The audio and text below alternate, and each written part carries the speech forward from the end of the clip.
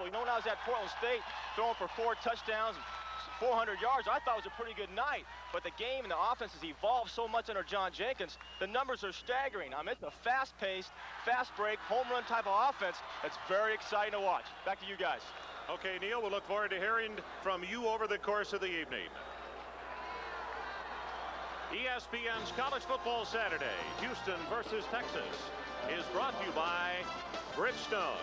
For a free tire checkup and rotation, visit your participating Bridgestone retailer through November the 30th. By Levi's 505, 506, and 540 jeans. And by Sony Trinitron XDR, the screen behind the scenes.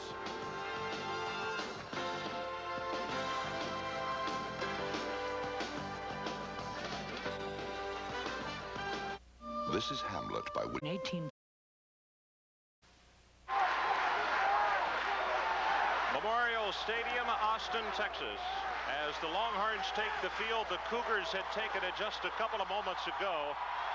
And we are just about set for, as I said, what should be the game of the year in the Southwest Conference. This is the series history. First meeting, 1953. Texas leads at 8-6-2. Houston has averaged 57.6 points in the last 3 meetings. In fact, last year's ball game was the Cougars 47 at Texas 9. John Jenkins visits with his junior quarterback, David Klingler, out of Stratford, Texas, or Houston actually, Stratford High School in Houston. And the Houston Cougar faithful, a lot of red to the right. Southwest Conference standings so far. University of Texas with a mark of 4-0 in the conference. Houston, of course, in the asterisk there. The reason they are ineligible for Southwest Conference Championship and the Cotton Bowl is because of sanctions for the NCAA. Baylor, then comes Texas A&M, and for the Longhorns, well, they got to break a string, Gary Danielson, which has really been a thorn in their side, and it's been more than a thorn the way the Cougars have really put the points on the board against them. Well, it's with the type of tradition that Texas has around here. They're not used to getting beat, let alone with the scores that they're being thrown up. But it's a new wave offense, and they're starting to get geared into it. They've faced it a few times now, and I think they have an idea and believe that they have the type of team that can stop it this year. Key, though, Ron, they have to play some offense tonight. They have to have some points in their And this is a good offensive team from Texas. Well, they're averaging 31 points, and they're very balanced. 188 on offense, running the ball, 200 passing the ball. That'll be the key. Well, the top 10 today, again, it has been a topsy-turvy Saturday as you look at Pollock, who will kick it off for the Longhorns.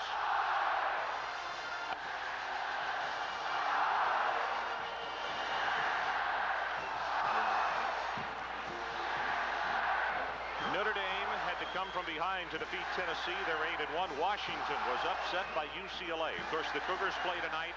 Colorado defeated Oklahoma State. The Hurricanes are idle this week.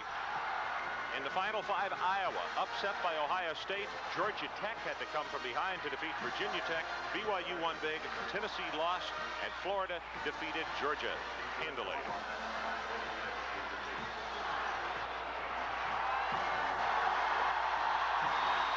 This is going to come to the near side, bounces into the end zone, and let's take a look at the starters on offense for the Houston Cougars. David Klingler, the junior from Houston, opens at quarterback. Behind him, one running back, Chuck Weatherspoon, La Habra, California, and the wide receivers, Craig Alexander and Verlon Brown, and Manny Hazard and Tracy Good, and they're all very, very good. The center is Greg Jones. Charles Bowman and Mike Giesler, the guards, and the tackles, Leroy Truitt and Jason Jessup. Got to take a look, Ron. This might be a rarity. The only huddle Houston does it maybe all night tonight. That's exactly right. Because after every play, they run the hurry up.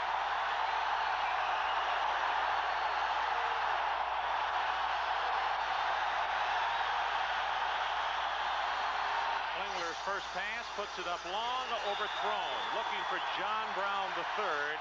Defensively, it's a 4-3. James Patman, Tommy Jeter, the tackles. The defensive ends, Dronette and Giles. The linebacker in the middle is Brian Jones. On the outside, Boone Powell and Anthony Curl. In the secondary, Mark Berry and Grady Cadmus. And Stanley Richard, he's a great hitter, good ball player. And Lance Gunn, those are the safeties.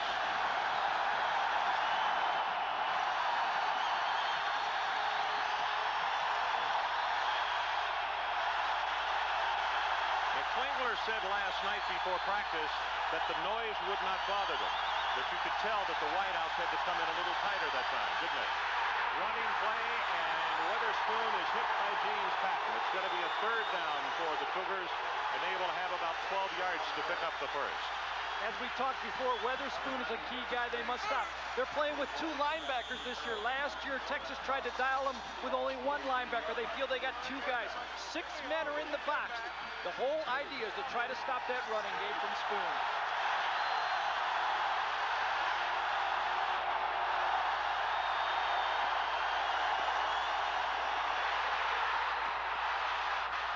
It is intercepted by Texas. Mark Barrett.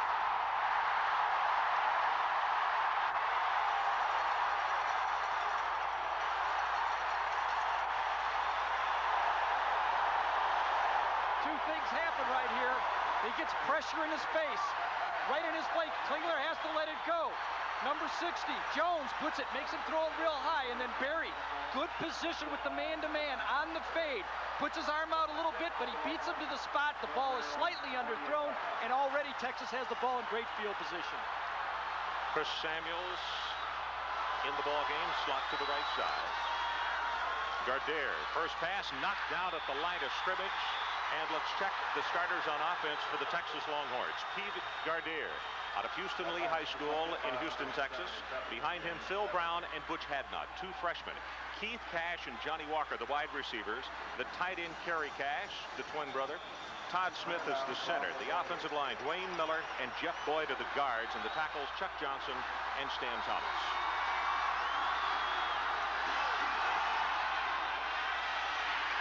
Draw play, and Samuels hit at the line of scrimmage, and it is going to be a 3rd down and 10. Daniel Johnson with a very good play. Trey Hooper and Steve Mateka are the defensive tackles for the Cougars. The defensive ends, Muko and Bevel. The linebacker in the middle, Ryan McCoy, very good young player. Eric Blunt and Reggie Burnett, the outside backers. John Brown and Jamie Mouton are the quarterbacks, and the safeties, Daniel Johnson and Jerry Parks. Texas goes shotgun.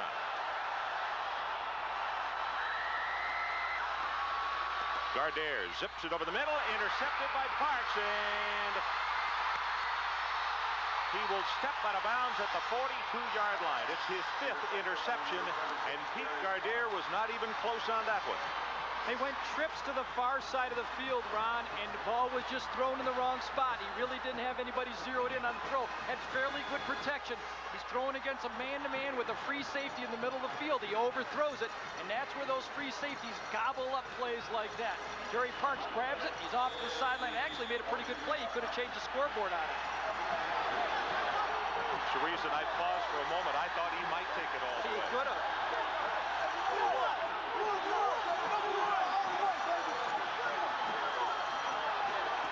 On the field, the same thing that you will see all night, and that is Houston not use a huddle. Klingler pumps once. He's going to run, and Jones will push him out of bounds at the 42-yard line. Had that play happened on the other sideline, that would have been whistled down because Jones pushed him a little bit late. Klingler went right through the bench. To get pressure on Klingler, you have to take away the short passes. Texas is playing man-to-man. Klingler's going to come out, look for somebody to throw. There's nobody to throw. They're playing man-to-man coverage. Watch Jones, give him a shove. It happens out of bounds. He runs through a couple people, and he's in the bench. That's where it's nice to do that on your own sideline. That couldn't have been called the other way.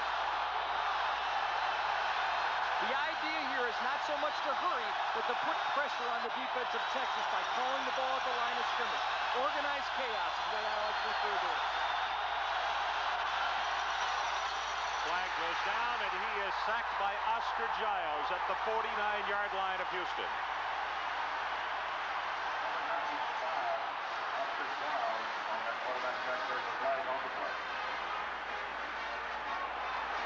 The right tackle came out of his stance, I think, Jessup.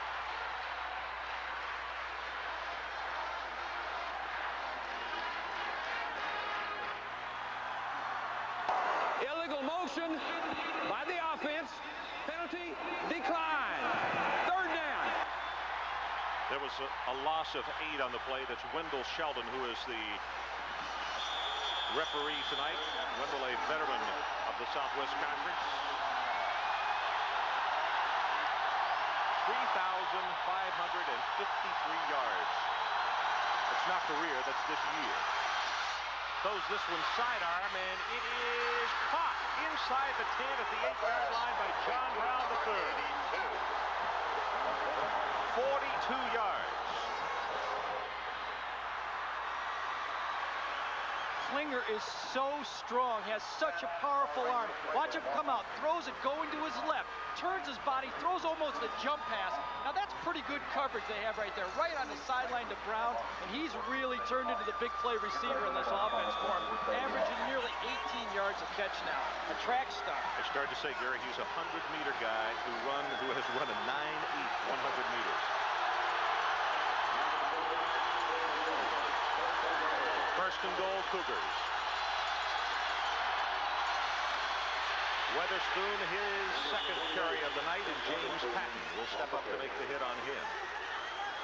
Texas is still keeping 6 people, 4 down linemen and 2 linebackers. That's the reason. That guy right there, he is so powerful. He's averaging 7 yards a carry, and when he gets inside that 10-yard line, they like to run the shovel pass to him and the draw.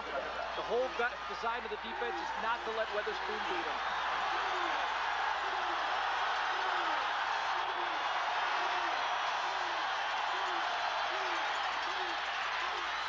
Lops it up. They say incomplete, out of bounds. Hazard caught the ball. Stanley Richard tipped it, I believe. Richard plays free safety, but he's also played corner in his day, and today he's going to match up, and he's going to have to play man-to-man all day. He's taking an outside technique. They try a little pick play. Hazard goes up the sideline. He jumps up here. Let's take a look at it. Oh.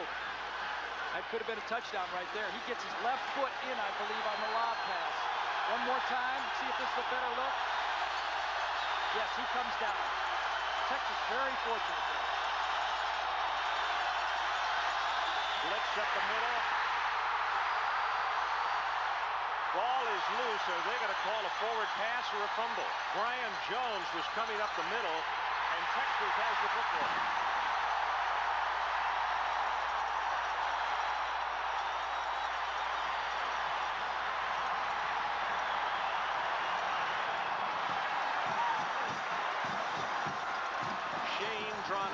The sophomore from Bridge City, Texas, made the recovery. Weatherspoon is shifted to the side, so number 60, Brian Jones, is going to blitz versus this lineup all night. They do not have enough people to pick him up, and he times it perfectly.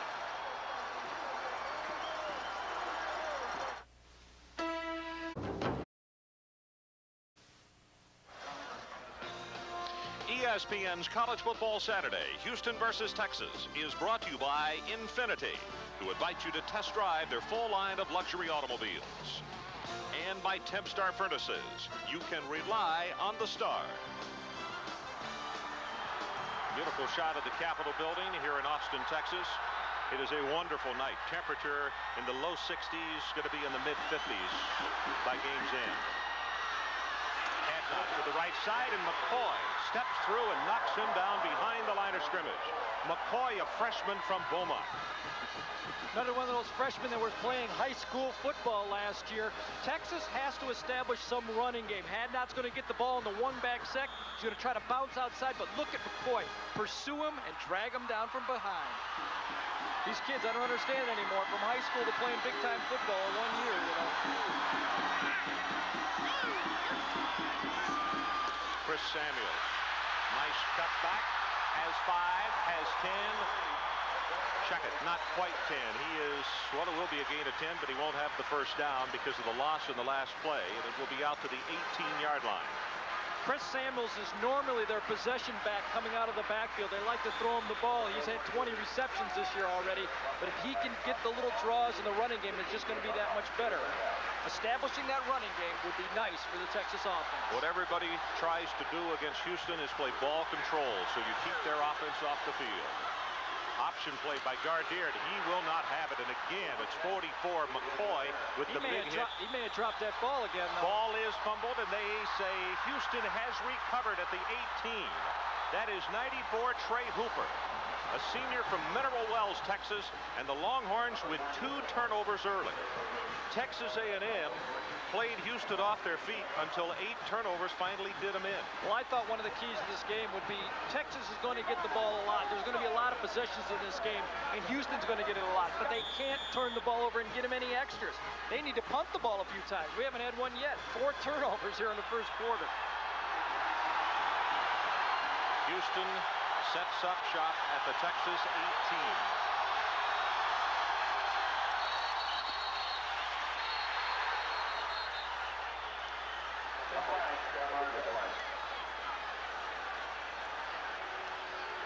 Wendell Shelton whistles this one down.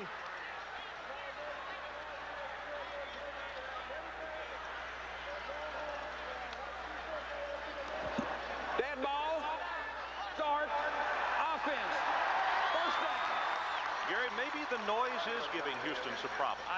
And the pass rush, I think. You know, those linemen are they're ready. They're on a hanger trigger. They know that Klingler's already got some pressure on them. Mike Edmonds, the Houston radio play-by-play man, said last year's game that Houston played at College Station was terribly loud, and that the Cougars had a lot of problems with their signals with the no-huddle. Klingler under pressure, throws it, has a man open, touchdown Houston, Manny Hazard.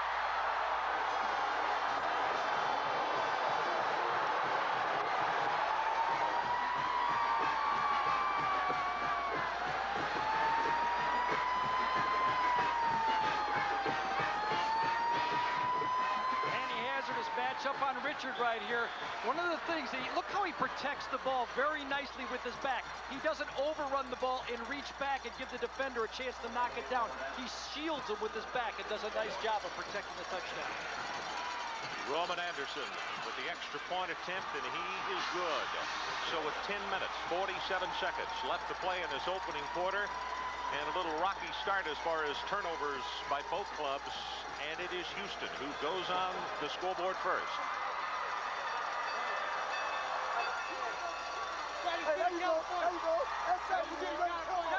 Well, don't forget tomorrow, noon Eastern time, Chris Berman and the guys with NFL Game Day. They will set you up on the day's happenings in the National Football League. And then after it's all said and done, tomorrow evening, they'll come back and put a period on it. Then tomorrow evening, 8 o'clock, it is the San Francisco 49ers in Dallas to take on the Cowboys. 8 o'clock Eastern time, all of that tomorrow, right here on ESPN. By the way, that drive, Gary, took a total of 10 seconds. Well, that's one way to get shorten that average of drive time when you get the ball on that 15-yard line, and especially when you look out there and you know it's man-to-man every time. You know you can just lob it to the end zone, and those are nice throws.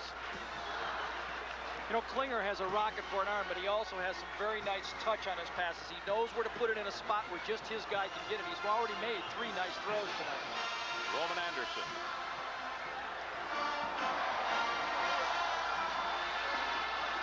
This is going to come down to Samuels.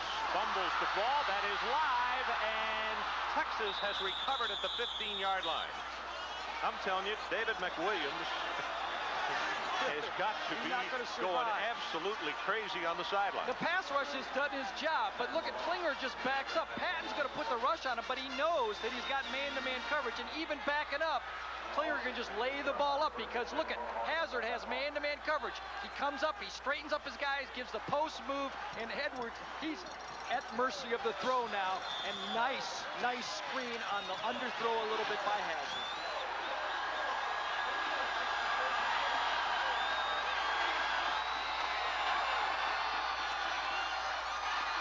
Gardere looks him off, throws to Stephen Clark at the 21-yard line, and the tight end out of New Orleans has a gain of about 5 in the play. Eric Blunt is there defensively for the Cougars. See the numbers on Gardere. 101 completions for 1,331 yards. 5 touchdowns and now 5 interceptions on the year. The most he's ever thrown in one game has been 1 interception, so that's very unlike him. He does not turn the ball over a lot. Hadnot on the draw.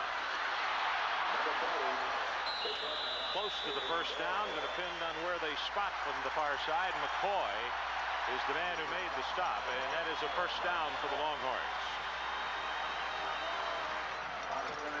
Well, hopefully that will get them over the mark here. They have to run the ball inside. This is a very, very hurt defense. A lot of young players on this Houston defense, and they want to stop the run. They can make the passing game go with the run. Adnott with the carry, gets hemmed in, shakes off one tackler, and he'll take it out for a couple. And let's go down to the field. And Neil Lomax, just how loud is it down there? Well, there's no question the noise is a big, big factor, not just for David Klingler and the receivers. As you can see, the offensive line in every series they've been off the ball because they can't hear David give the signals, and that's bad pass protection. As Gary mentioned, there's been a lot of pressure on the quarterback. Back upstairs to you, Ron. 9:18 left to play in this opening quarter. Houston 7-0. Gardere steps up, zips it long, and almost intercepted by Parks. It would have been his second, and it also would have been a touchdown if he holds on. There's nobody down the near side of the field. Well, he had Keith Cash open, but he threw it too far to the inside. Peter Gardere right here, he has plenty of protection. He steps into the throw, but you'll see it. It goes behind his receiver right there, and Parks, oh, I'm sorry, Jerry, but that's why they put you on defense. The guys that catch at Houston play offense. Good point. Third down. Texas needs the 35.5-yard line. Gardere over the middle, has it complete to Keith Cash, and that is enough for the Texas first down. The Cash twins present a really formidable problem for the opposition because both are former basketball players. They're about 6'5" and have great leaping ability. And you will see how valuable they are as they get closer to the goal line, if they ever do tonight, because they will go up top and get the jump ball type fade throw.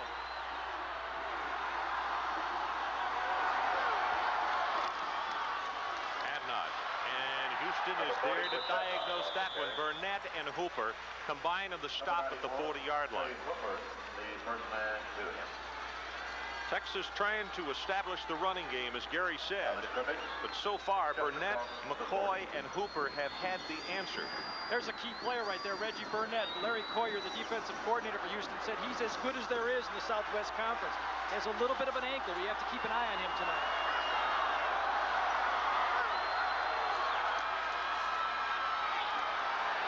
Looking for Walker, has the catch at the 45-yard line. Parks makes the play, but Walker went about 3 feet in the air to bring that one down for 15.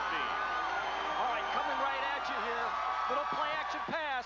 He's got man-to-man coverage, gets him off the line, gives him a fake, and goes up the field. He's going to read the zone now. Comes right inside, curls, the ball's thrown a perfect time. Nice job by Walker, reaches up, catches it in his hands. Johnny Walker, big-time player.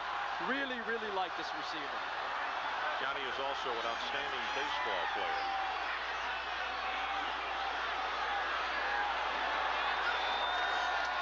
Gardere on the short drop, has it complete, and that is Braylon Johnson. As Texas that time pulling a page out of the Houston book, Gary, on the short drop with the single coverage on the outside, trying to shake him loose after the reception. One thing that Houston likes to do is to bring that strong safety. Gardere here reads it, and he's going to audible. The strong safety is just out of your picture up here at the top of the screen. You can't really see it, and when he audibles, you got to get out of the play. Ninth play of the drive for the Longhorns, and they go running play with Samuels, breaks it out into the secondary, and inside the 15, Mouton saves the touchdown.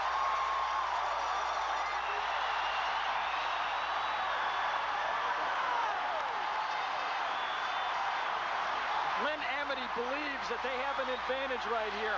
They feel their offensive line, which averages a lot of yards, a lot of height and strength, can blow some holes for Samuels and Hadnot, and they get the blocking for each other. Hadnot threw a big block there for Samuels. That's key. Can they block for each other? Samuels, 3 carries for 34 yards. Gets the handoff again, and the senior from San Antonio looked for the world. He was dead behind the line of scrimmage, and he'll pick up 4. Trey Hooper had the answer defensively, but it's going to be a gain of about 5 on the play. Well, Samuels is so valuable coming out of the backfield as a receiver. Tonight, he looks like he's got his running shoes on. Credit the offensive line. They've got a weight advantage. They're about 30 pounds bigger than this Houston defensive line.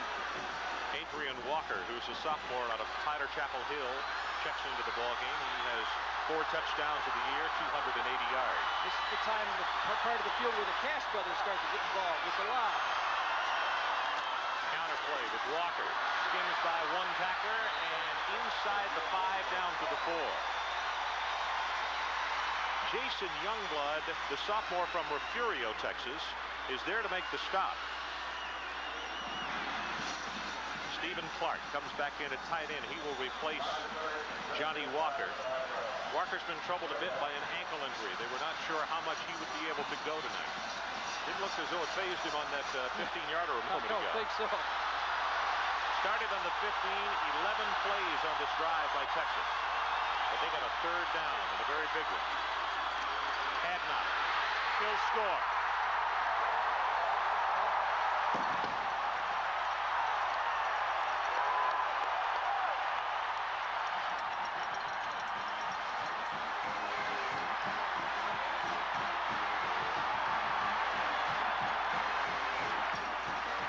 Let's credit the offensive line here. Unbelievable movement they got.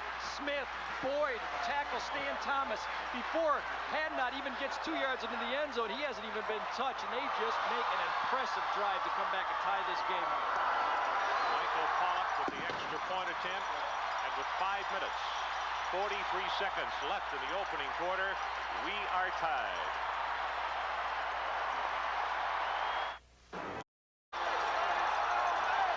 Houston 7 and Texas 7. 5:43 left in this opening quarter.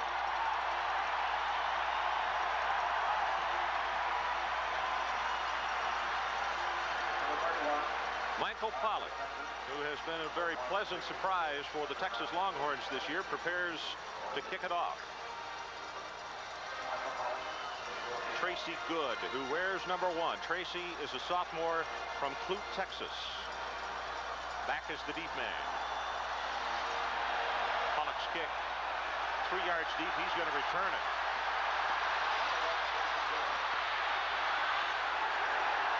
Markers 1, 2, and now 3 coming down at the 15-yard line as Good.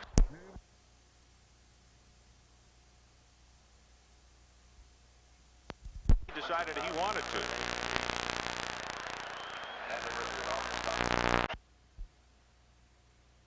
Jerry, one thing you have to say, though, about the Houston offense, down and distance really does not make a lot of difference to them. I think as a defensive back, you just look behind you and see all that open territory and get more nervous. Here, one more look at this touchdown.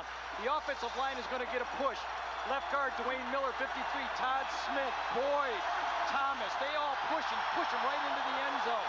That's what you have to have on the 5-yard line. Adrian Walker, number 36, also gets had down into the end zone. Good play from the 5-yard line.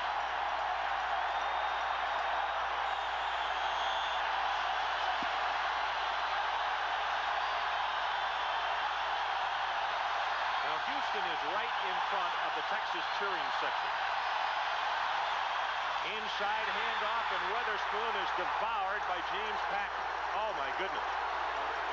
Patton so far has truly been outstanding. He has emerged as their best defensive lineman. Now the idea here is to rush the passer and play the run on the go. You get some penetration and then look for the handoff on the way to the ball carrier. Penetration first is the key. 3 carries for Spoon, and Weatherspoon has a -1 so far.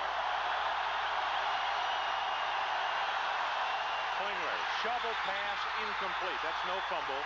Crowd always gets excited. The only thing is the closest guy to the shovel pass was an offensive tackle. Well, they had Spoon over there, but look at Giles come into your face here. Klingler's going to roll to the left, and he sees it, and boy, does he get rid of it. There he is. You're right, Ron. Spoon went the wrong way, and there was no one there but the offensive tackle.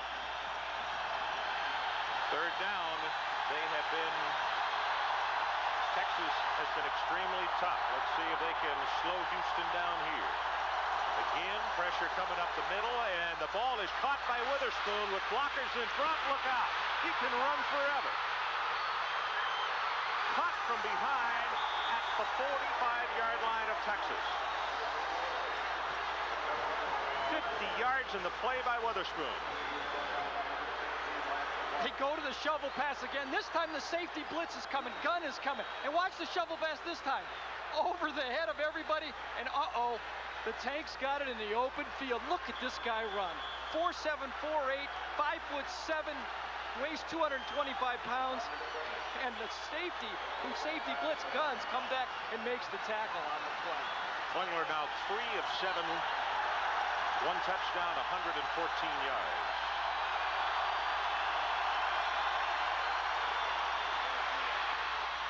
Incomplete. Tracy Good, the intended receiver.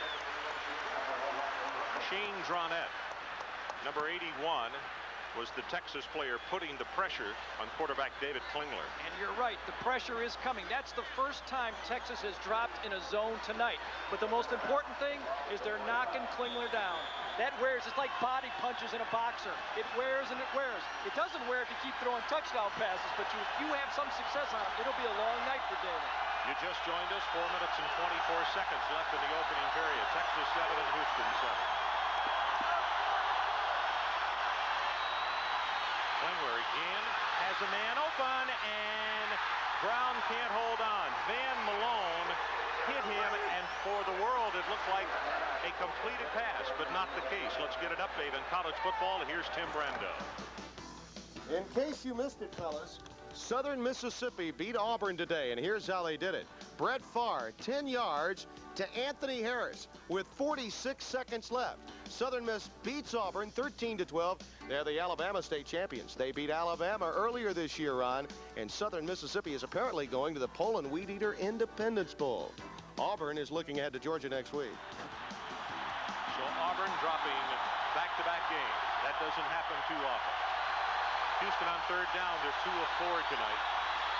Klingler, throwback screen, and the ball is fumbled, and Texas recovers at the 40.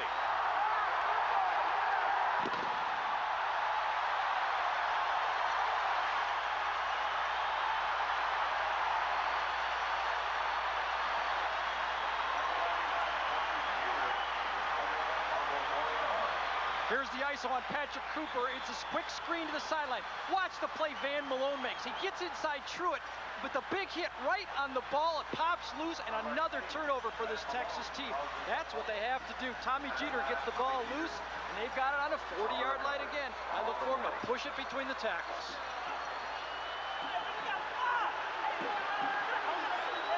Ron Franklin, Gary Danielson from Memorial Stadium in Austin, Texas. Neil Lomax is down on the field helping us out with the sideline work tonight. Adrian Walker carries it for a couple to around the 42-yard line. Trey Hooper down on the bottom of that stack. He's a healthy one at 6 feet 270. I kidded him last night at the workout. I had his game for the Texas All-Star High School game up in Fort Worth. And I was visiting with him the day we got there, talking with the players who would participate. He had just finished lunch, and he seemed in a hurry. And the reason he put his tray down and went through the line again. He said, "Yes, sir, that was me."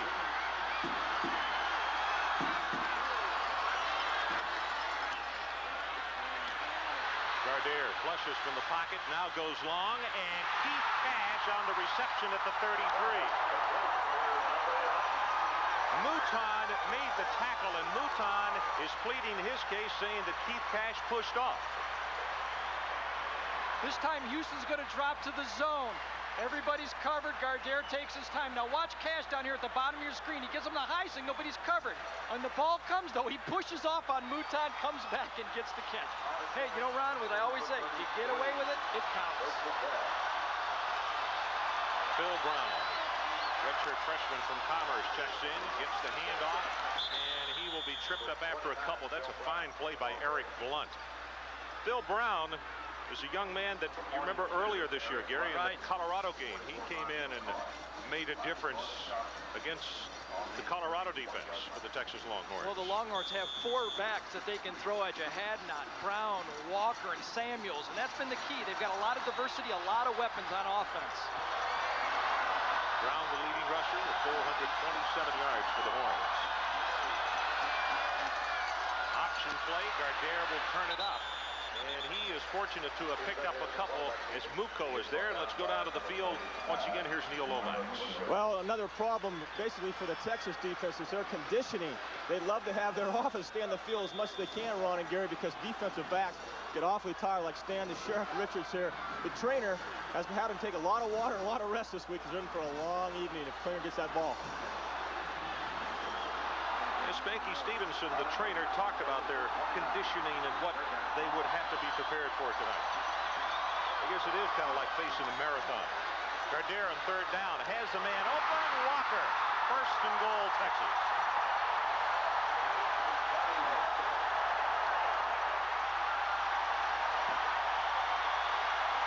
This time Gardere comes back. It throws it in timing. 1, 2, 3, 4, 5. Drop back, shuffle up, throw the ball on time. And this Walker is a big-time speed receiver. Nice sharp break, reads the throw all the way. It's right on the numbers, and he almost gets into the end zone. What's the quarterback think about that? Oh, yeah, I like it. Oh, yeah, I'm down there. Let's push it in again.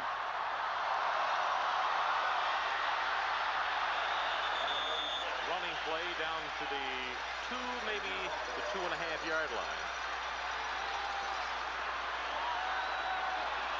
You know, the running game and the combination of the little play-action game, not only does it move the ball, it frustrates John Jenkins. He would even like, he wants turnovers or he wants to get the ball back even if they score. He believes in letting me have that offense. I asked him at Arkansas. Their offense had not scored a touchdown in the first quarter, and I asked him if he was getting a little frustrated. He said, yeah. Adrian Walker, touchdown Longhorn.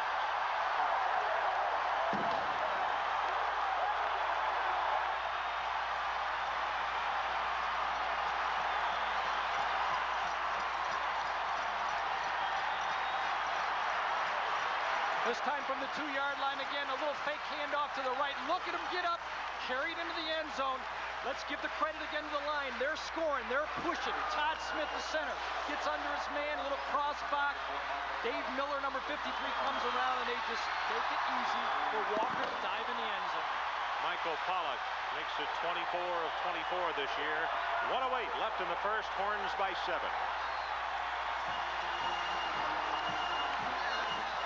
Good job, good job. All across America.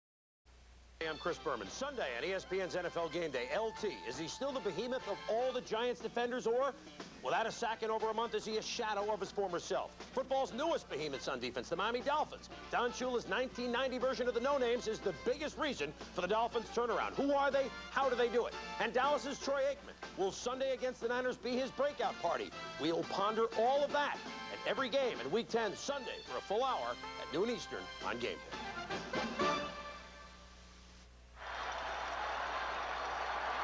14-7, Texas moves on top with 68 seconds left in this opening quarter. Pollock prepares to kick it off. Houston, with their 1 touchdown tonight, needed only 10 seconds following a Texas turnover. Pollock's kick, this one is going to come down 5 yards deep, and they will not return it as Cody Smith goes down in one knee.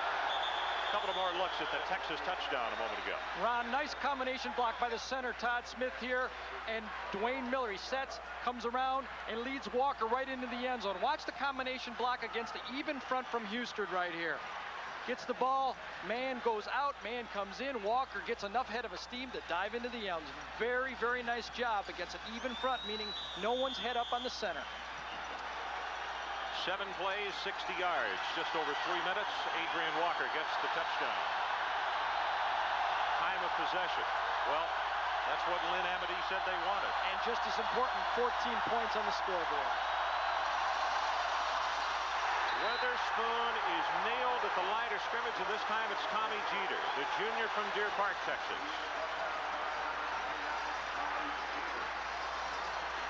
Gary, now explain something to me. If you are a defensive player and all ball game long, no huddle, you know, what does it do to you? Well, I don't think you're too upset by it. You know, the defensive backs might even like it. They don't have to go huddle up again. They know they're going to cover somebody. Just find your man and go play. The defense, they just want to rush the passer, play the run on the way to the passer. Blitz coming up the middle. Houston picks it up, and Klingler lobs it, and he's got Hazard out there, overthrown at the 50. You know, Ron, everybody says you have to pressure the quarterback, but unless you're willing to get up and take the short passes away from the quarterback, you can have the greatest pass rush in the world. The quarterback's just going to dump off 20 easy passes. You have to gamble a little bit and make him have a couple overthrows. Even though he's open, he has to hit a perfect pass under pressure. John Jenkins had what I thought was a really interesting statement yesterday. We were talking about the offense.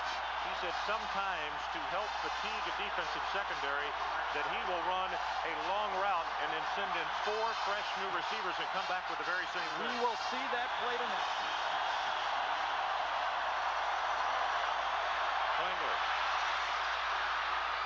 He is going to turn it up at the 40 and steps out of bounds at the 45-yard line. I thought for a moment he was going to come to the sideline, but he had plenty of room, and Willie Mack Garza finally pushes him out of bounds, but it's a gain of 29. Great play by Klingler here. Look, he wants to shovel past the number 28 to Spoon. He's going to roll out. Watch Spoon turn around. He's covered, so he's got to make something happen on his own. This guy just gets outside. A great athlete, David is. Not only can he throw the ball 70 yards like we saw last night, he can get out and hurt you. You know, the 2 big plays they've had coming out of their own zone have been the 2 shovel passes. One, he throws it over everybody's head, and this time he scrambles out. Both times, Texas had it pretty well defense. 21 seconds left in this opening quarter.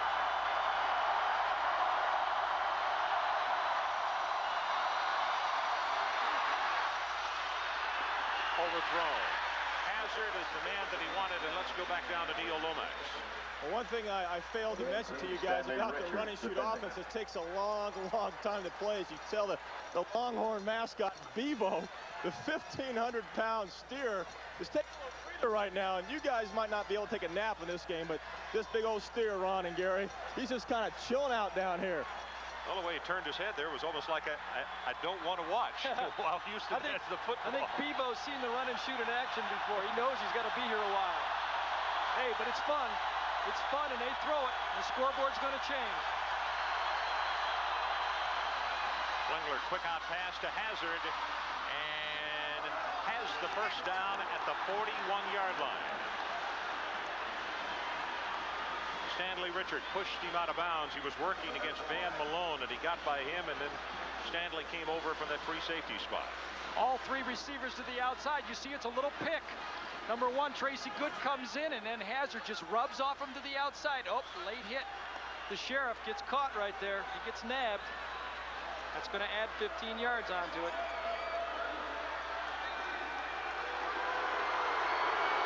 So Richard is flagged for the personal foul and the hit out of bounds, and now add 15 more onto it. So the Cougars picked up the first down, and now this will put it down inside the 28.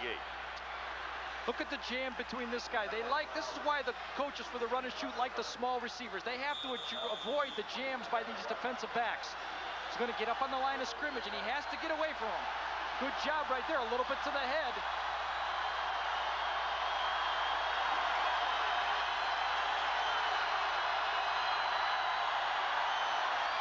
Weatherspoon up the middle, drawn in. Has him in the grasp. It's going to be a pickup of 2, and that will be the last play of this opening quarter. So there's a timeout. Longhorns 14 and the Cougars 7.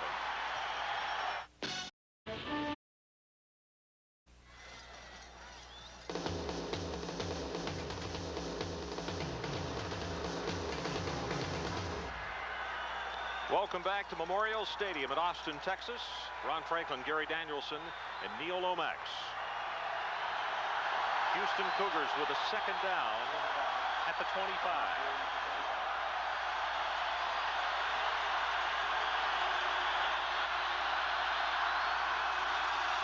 Going to run a little option play. Weatherspoon going to be hit by Bo Robinson. Texas has brought in a couple of new defensive ends, Bo Robinson and also number 87, Mark Steed. You know, sometimes when you watch this passing game, the run and shoot, you think it's touch football. Guarantee you, when Weatherspoon gets the ball, it's no longer touch football. The option down the line, and watch him turn it up, and here comes the hitting. Jones and Robinson play the option and try to contain Weatherspoon the best they can. I'd like to see him keep him under 100 yards rushing. Keep an eye on the man to the short side of the field. Brown is the speedster, and they got the isolation because of the trips. Klingler intercepted in the end zone by Lance Gunn.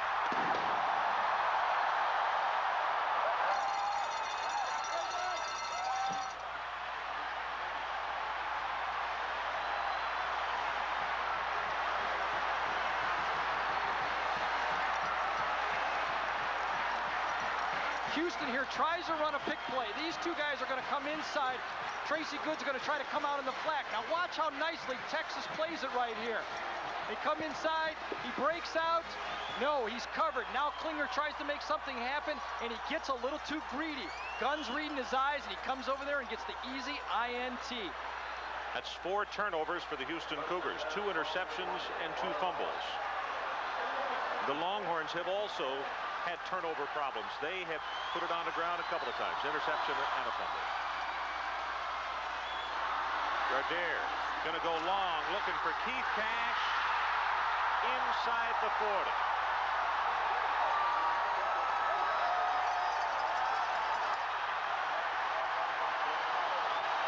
Hey, I don't blame you, Keith Cash. You are big time. I'll tell you, Gardere comes out this time, rolls out of the pocket, and throws a nice one on the run. Stay with it, keep your head on it, reach out and run through the ball and cradle it in. He beats Jamie Mooten. You know, I mean, that's as good as you could throw the ball. He hits him right in stride, and you got a 6'4" receiver to gobble it up. Samuels on the pitch. Spins off the tackler, pushed out of bounds at the 31-yard line. I think the surprise of the offense so far for Texas has been Samuels. You know, you look at him coming out of the backfield to catch passes, but tonight he's given them what they need coming out and running the ball, and he's a threat to catch the ball also. A real valuable player tonight. Chris, a senior out of San Antonio. And Gary, sometimes that senior leadership pays off. There's no doubt about it. 5 carries for 45 yards for him tonight.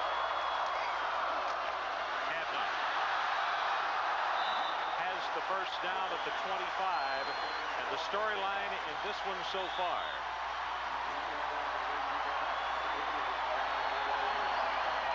Houston 4 turnovers the first 5 possessions. Texas 2 TD drives, took over 8 minutes. Gardere 7 of 10, 130 yards. He's off to a blazing start. Klingler 5 of 14, 130 yards, 1 touchdown.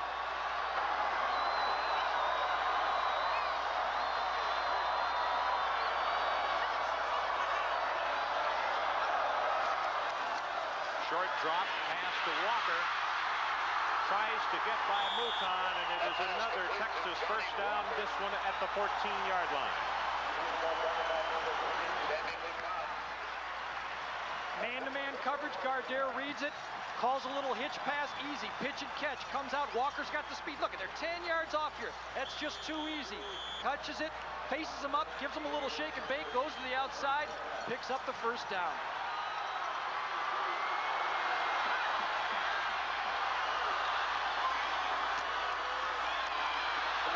Samuels gets to the outside.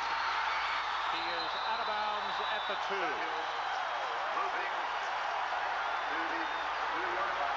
Chris Samuels is having himself a game tonight. Get the win, big guy. Go for it, play, takes it, watch him bounce. He reads, he's looking for anybody. Run to the outside, and he's going to run. Stan Thomas again, the right tackle had a big block, number 51, and he's down to the 1-yard line again. First and goal, Texas. Samuels now with 6 carries as the Longhorns go to a straight T in the backfield. Samuels in the carry, hit in the backfield, and knocked out of bounds by McCoy at the 2-yard line. Now they're going to say the 1. Also, Burnett was out there defensively. And now a flag comes down late after the play is over.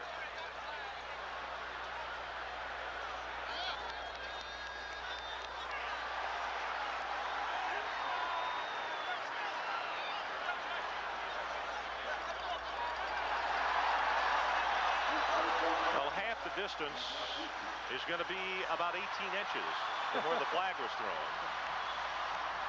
We're going to put it down at the half-yard mark. Ron, you've seen Samuels a lot over his career. He is really running the ball tonight and keeping his feet going. Looks like he's really ready to play tonight. extremely good back. There you see the difference, 89 yards rushing to 19. That's not a real fair comparison to rushing yards for Houston. That's not the idea. It's just that Texas needed to gain some yards rushing the ball. Oh, so the down will be second. Wendell Shelton, and I'll tell you what, I admire what he did right there. We all know about a situation earlier this year between Colorado and Missouri, and those officials doing a good job of making sure everybody knows. Had not. Touchdown, Texas.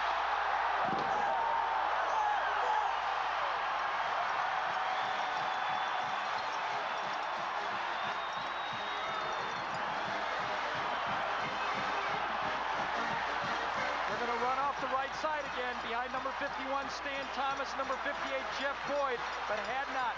You know, he's just a true freshman, but he's a big one, and he's got the power. And you know, right away, I mean, 21 points, and we've got a fair amount of this second quarter to play right here. Very, very impressive for this Texas offense tonight.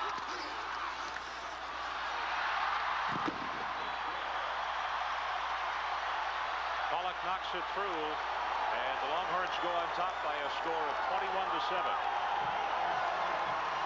Next week, right here on ESPN, it all begins with College Game Day. Chris Fowler, Lee Corso, and Charlene Hawks. That's at 11:30 a.m. Eastern Time. Our first game at 12:30 Eastern Time. Minnesota at 19 Michigan. Michigan with a big win today. And this is where Gary and I will be in the South Bend from Penn State at Notre Dame. 4 Eastern Time. And then the night game next week is Georgia at Auburn. The Tigers upset today by Southern Mississippi. Let's talk a little bit about Peter Gardere. He started off with the interception, you know, and he started off last week slow. He was 0 for 6, but right now he's 8 for 11, 143 yards. Gardere is a winner, but this guy right here, Klingler, it's just an opportunity now for him to throw for a lot of yards. He's behind. We're going to see yards and yards and yards if he has some time.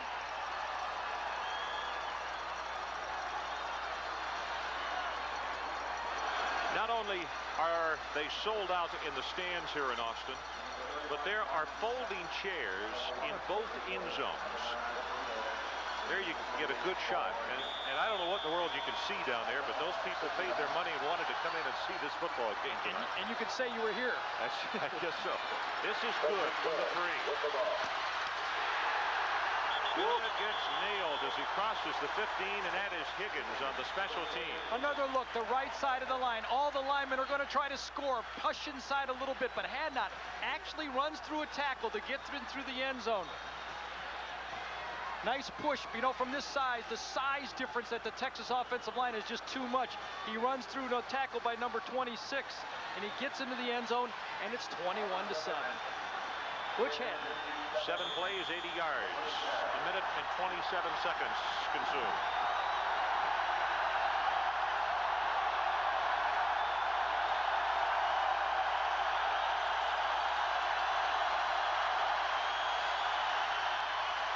Klingler, shovel pass to Weatherspoon, and he's got some running room at the 30 to the 35, and Stanley Richard comes to make the stop. Let's go back to Tim Brando.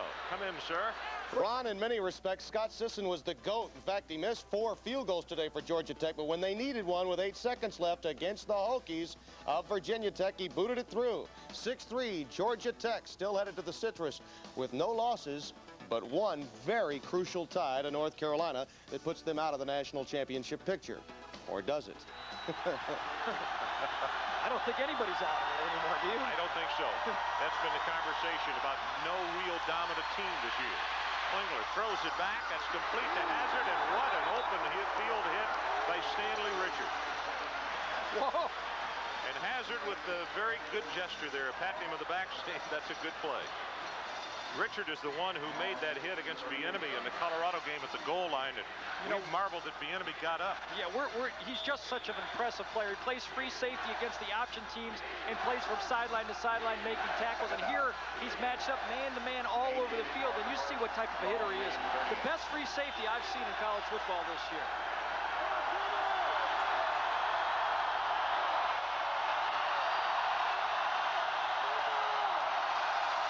Weatherspoon Takes it across the 40 to the 41. Tommy Jeter is there defensively. And now the Cougars look at a third down situation. And Gary, they need the 46. 3rd and 5, 1st and 5. They don't really care. They're just going to call the same plays. I think what Texas is doing is so smart, right now. They're just playing points. They're not really involved in getting involved in how many yards they're getting. The only thing that matters is the scoreboard. Houston is going to put some yards on. They just got to keep them out of the end zone. Speaking of yards, that's what it looks like right now in total yards. And folks, we got a lot of playing time left. Wilson pressuring, and Klingler not only has the first down, but has 10 and 15 yards more before Brian Jones decks him inside the 40. And for people who try to say that maybe Klingler doesn't have the mobility that Andre Ware had, I don't know. He's run the ball pretty doggone well. I'd like to take a look at Andre Ware again, because if he doesn't have the mobility, I don't know what you had. He looked like about a 4.6 sprinter right there. That's the 3rd big play David has made on his own. He wanted to throw a little quick screen back. Nothing was there, just like the shovel passes where one he looped it over everybody, and the other time he scrambled. He's been doing it. One thing also about the run and shoot, just like in the pros, your defense is set to cover 10 guys, but not that person. Oh, yeah. And that's one of the reasons, and Klingler has taken advantage of the situation well tonight. Weatherspoon, the intended receiver. And I think he just popped that one in the ground close enough to him so it wouldn't be grounding. But there were a lot of orange jerseys all around Weatherspoon.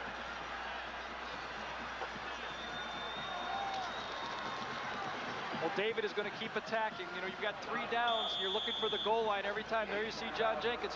Even though they don't huddle, they get on the line of scrimmage. John still calls the plays. And he just wants to keep that pressure, that mental pressure on the defense that so wears you as the game goes on. Gary, how tough is it for the defense to get their signals called without the quarterback seeing what the defense is called? Well, when David is looking to the sideline, they have an opportunity. There you see a little bit of the mix-up. But crowd is a factor. Neil is right. It is very difficult offensively to do it. Defensively, Brian Jones watched film with us yesterday, and he said that both the secondary and the linebackers were going to take signals.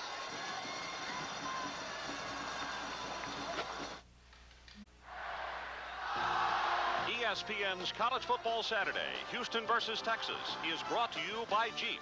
There's only one Jeep. And by Michelob Dry Beer. Once you experience the bold taste with no aftertaste, there's no going back. 10:52 remaining until halftime.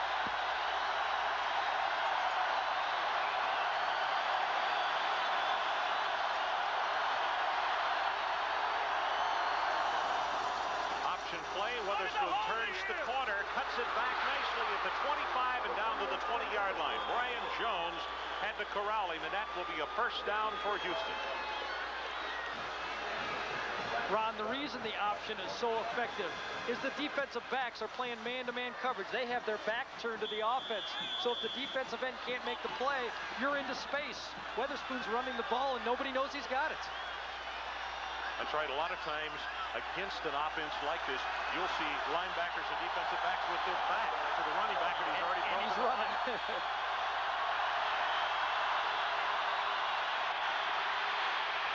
Klingler, and he just throws this one away. That's about 5 yards out of the back of the end zone. John Brown III was the closest man to it. Tommy Jeter was putting pressure on Klingler. David has the big arm. He can do that. He's backing out. He throws the ball about 40 yards in the air and gets it out of bounds and gets to tee it up again, 2nd and 10. Just the mental pressure on the defensive backs, though. They're chasing these guys all around the end zone, and Klingler just throws it out of bounds, and he's real relaxed, but all 5 defensive backs for Texas have their heart in their mouth all the play. 3 minutes on this drive. This is the longest drive of the evening for Houston. Klingler drills it incomplete, and a flag comes down. Manny Hazard is the man he wanted, and Stanley Richard was covering against him.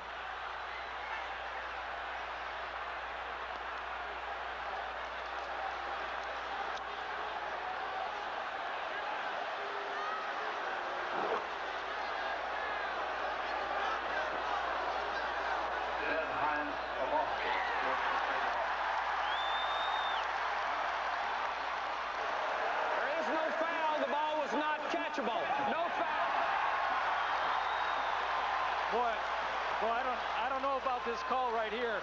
Manny Hazard was going to run the same route that he ran for the touchdown before. He comes in, runs a little fake to the post and breaks out. And there's Richards going to contact him right there. You don't know how much farther Hazard would be able to get to that ball and jump up. That's a real judgment call right there. I know, as a quarterback, I'd be upset with that call. Quarterbacks always were upset. Third down. Witherspoon on 3rd and 10, hit behind the line of scrimmage by Anthony Curl.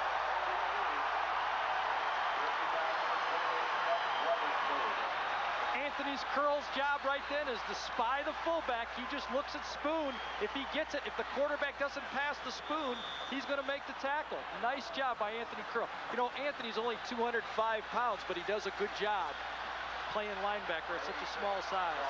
Roman Anderson, his father, Billy Guy, quarterback for the University of Tulsa, also played for the Rams.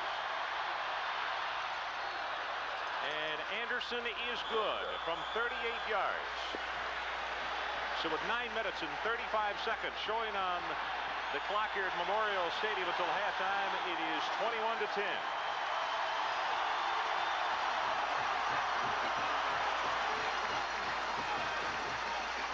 Ron, this is the first game I've covered from run and shoot. You watch it a little bit on television, but when you're up here, you really see the tension and the anxiety it creates for a defense. I mean, there's a lot of space for this offense to work in it. And you can see why these defensive coordinators, when we met with them on Thursday, Leon Fuller, he was just, oh boy, he looked like he'd had 2 months of looking at this stuff. Looked like he had needed to start drinking decaf. Well, NFL game day tomorrow, noon Eastern time, and in the NFL prime time, coming along at 7 o'clock Eastern tomorrow evening. And speaking of tomorrow evening, ESPN's NFL game, the 49ers at Dallas. That is at 8 Eastern time. Mike Patrick and Joe Theismann will be up in Big D.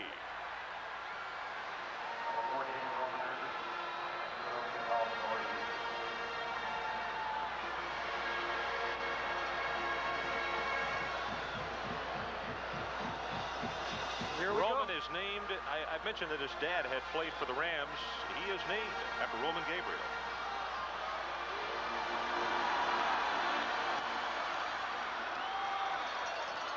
Line drive kick taken by Walker at the 3. 36 to the 37-yard line, and Anderson made the tackle.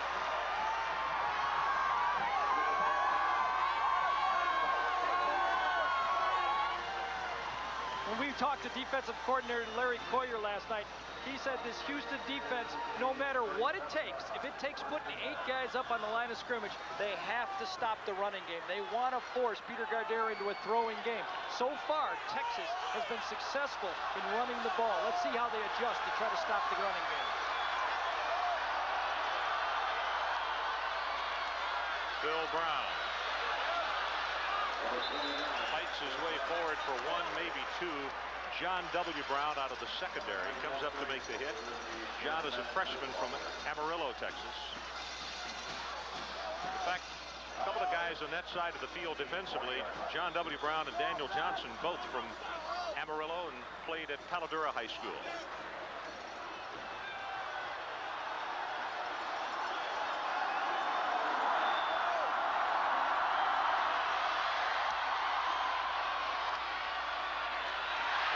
Complete. McCoy on the hit, and that is enough for the Texas first down. One of the turning points in this game so far happened in the first quarter. Klingler is going to roll out, and he's going to hit Manny Hazard on kind of a busted play here. Hazard turns up the sideline. The lob pass, he goes up. Let's make sure he's got it. Yes, he's got it in his arm. His foot comes in. It's called no touchdown.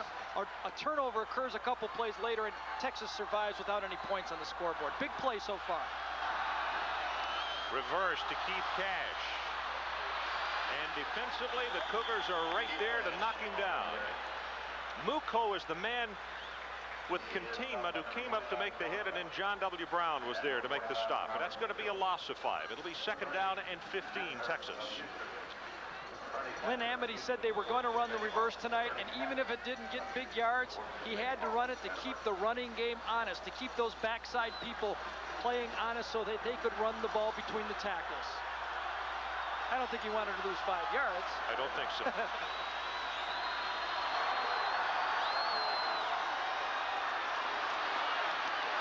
Johnny Walker, good open field hit. Reggie Burnett is right there to make the stop at the 49-yard line. Bevel was putting pressure on, excuse me, Garrett. It's going to bring up a 3rd down and 11. James Bevel puts a little pressure on Peter Gardere, but Walker's going to come out. He's going to delay a little bit, let his receivers clear. It's a zone route, though. Reggie Barnett is just going to stay there. Uh-oh, turn around, and you got about a 6'4" linebacker coming right at you. It's a completion, but nothing to write home to Mom about. Pete Gardere, 10 of 13, 157 yards. Houston comes with a blitz. Gardere wants to run it, and he will be tackled at the line of scrimmage by Muko. Well, that's going to make this Cougar defense proud. They finally got a stop. We're going to see a punt. They had good coverage in the secondary, and Peter had nothing to do but to just take the sack right there. Good job by Muko. First punt by Texas tonight, Alex Waits. He is a senior from Plano. He's a left footer.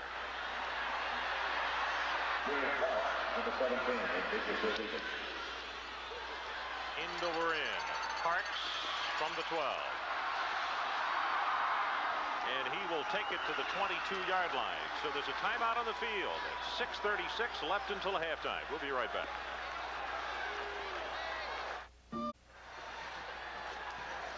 Texas 21-10 with just over 6.5 minutes left until halftime. U.S. Army Student Athlete of the Game is brought to you by the U.S. Army. Learn how to get an edge on life. Be all you can be. And our Student Athlete of the Game is Stephen Clark from the University of Texas, a senior tight end with the GPA of 3.0 in finance. He is out of New Orleans, Louisiana.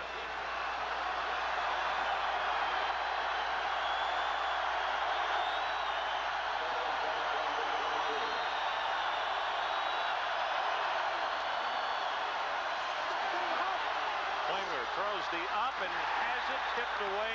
That's Stanley Richard who got a hand on it. Hazard was breaking free up the sideline, and Richard just went parallel to the ground and got it. One of the problems so far for this Houston offense has been the protection. Now they're going to go to a little bit of a quieter drop here, just the 3 steps. 1, 2, 3. He's going to look for the pick pass, a little fake. He keeps rolling, and nice touch on this throw. But what, Richard? Watch him right there. Hand out there, stretched out. Nice job, Stanley. Running, running, running. Keep going. No interference. Just run through the ball. What an athlete.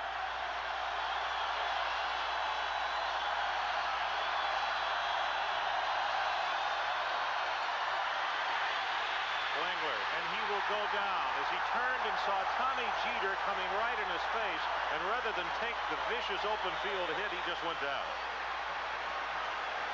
All night, the pass rush has been the problem so far. Klingler rolls right. He's going to try to come back. It's the shovel pass again, and it was red this time again. And here comes Jeter. David, get down. You got plenty of passes to throw tonight. You got a guy that's 6'5", 263. Tommy coming right at you, looking right at you. I know he's not grinning when he's coming in there. 3rd down, and the Cougars need their own 32-yard line.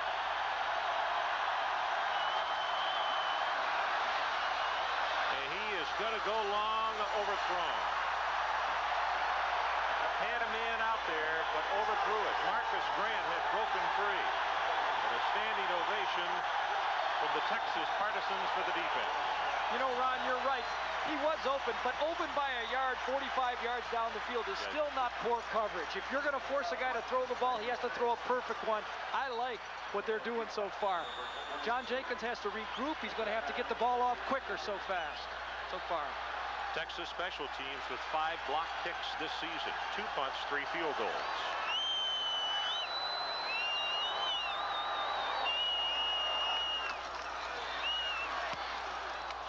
Booming spiral. Boy, Samuels all the way back to the 30-yard line.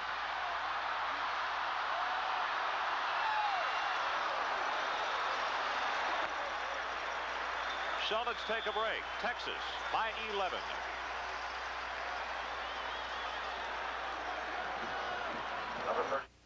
Basketball. The action's outstanding. Everywhere you look, there's down-to-the-wire excitement. Unbelievable! Unbelievable!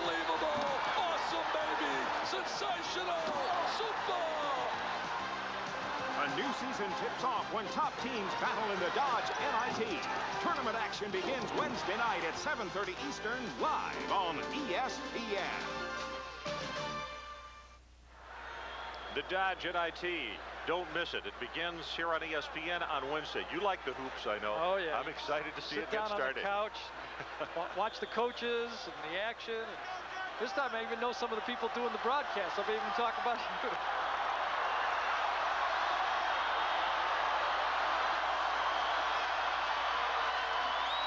Pete Gardere with an audible at the line of scrimmage. Dumps it out. That's Hadnot. And he will take it across the 42 to the 43. John W. Brown is there to make the hit.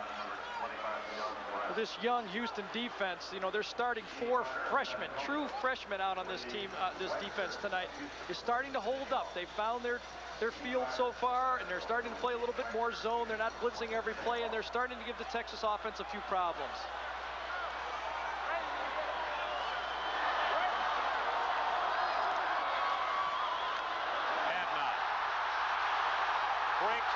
Breaks it again, and he is inside the 40. Jamie Mouton finally put the stopper on it.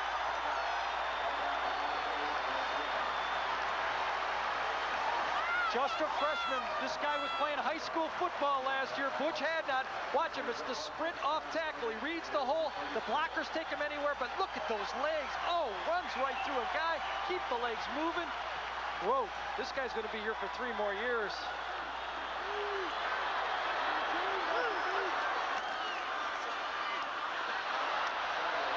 This is Chris Samuels. Takes it inside the 35, down to around the 32.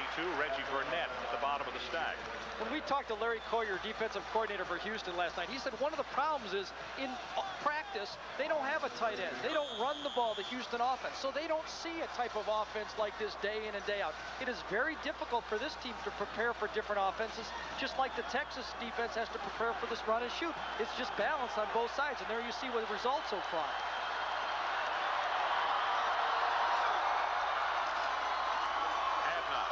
Hit at the line of scrimmage, maybe has a yard. That's Eric Blunt, who came up to make the hit on him, the strong side linebacker. And now the Longhorns with a 3rd down. And let's see here, they need about 5. A lot of sophomore out of Memphis, Tennessee. Blunt made a nice play there. He read the handoff, came in behind the blocking and attacked the hole and got him in the backfield. Here you're kind of in a tweener zone here with the 3rd down and 5, maybe just a little bit more. Good play. But the nice thing is they can throw or run. I think you'll see some type of a short pass here to one of the guys crossing. Gardere. Samuels can't hold on at the 22-yard line. Got the matchup they wanted. Their option back, Samuels. He lined up as a wide receiver. Man-on-man coverage. He just comes out. Gardere's going to go back in the pocket. 1, 2, 3, 4, 5. He realizes it's man-to-man. He knows he's got Samuels, makes the throw, puts it just a little high, but I know Samuels thinks he can catch those all night. Michael Pollock to attempt the field goal, and this is going to be an attempt of 48 yards. His longest is 47, and that was in that Colorado game, which we did earlier this year here in Austin. And Houston has called a timeout. So there's a timeout. Let's take it with him.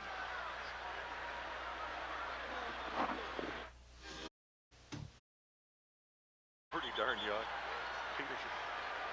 21-10 our score with 3:15 left until halftime. Houston had called a timeout just before Klingler attempted the 48-yarder. If he hits it, it would be a career long.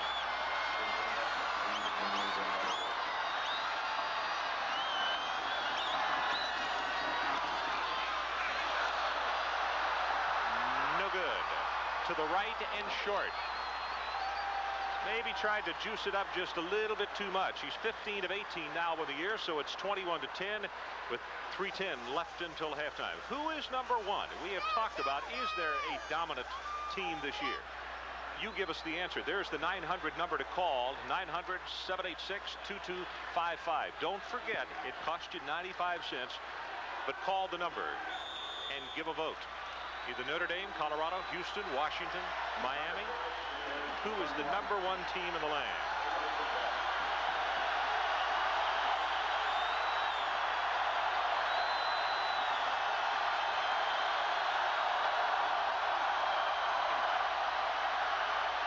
zips it over the middle, incomplete, and that ball, after was tipped, Lance Gunn had it go right through his hands. Here's the scoring summary. First quarter, Manny Hazard in the 23-yard pass from Klingler, then Hadnot with the 5-yard run, and we were tied at 7. Then Adrian Walker, a 2-yard burst over the top, 14-7 Texas. Then the Horns made it 21-7. Hadnot with a 1-yard run. Then Roman Anderson with the 38-yard field goal, 21-10, and that's how we stand right now with 3:05 left until halftime. Klingler, 7 of 22, 2 touchdowns, 151 yards. He has missed 6 in a row, Gary. Breaks the drought, has it complete. They step out of bounds immediately. Garza comes over to push Verlon Brown out of bounds. Verlon, only a junior from Forest City, Arkansas.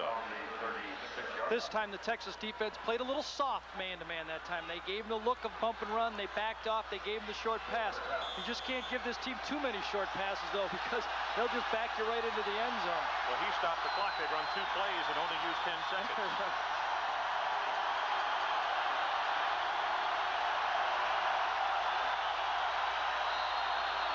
Movement at the line of scrimmage, and you can see Tommy Jeter swing around in frustration for himself because he might have just given Houston a first down if he made contact.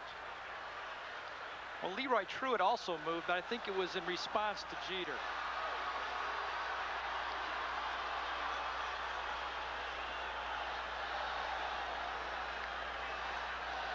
If the defensive man moves first and then the offense, then you offset. But if contact is made, Offside, defense. The distance will make it a first down. there's the first down. So far tonight, there you see how David is throwing the ball. He's 5 for 7 under 9 yards, but look at how it goes down dramatically. And the reason is they've got a man on everybody. They're chasing him around. They're making David throw the perfect pass. First down, Houston from the 41.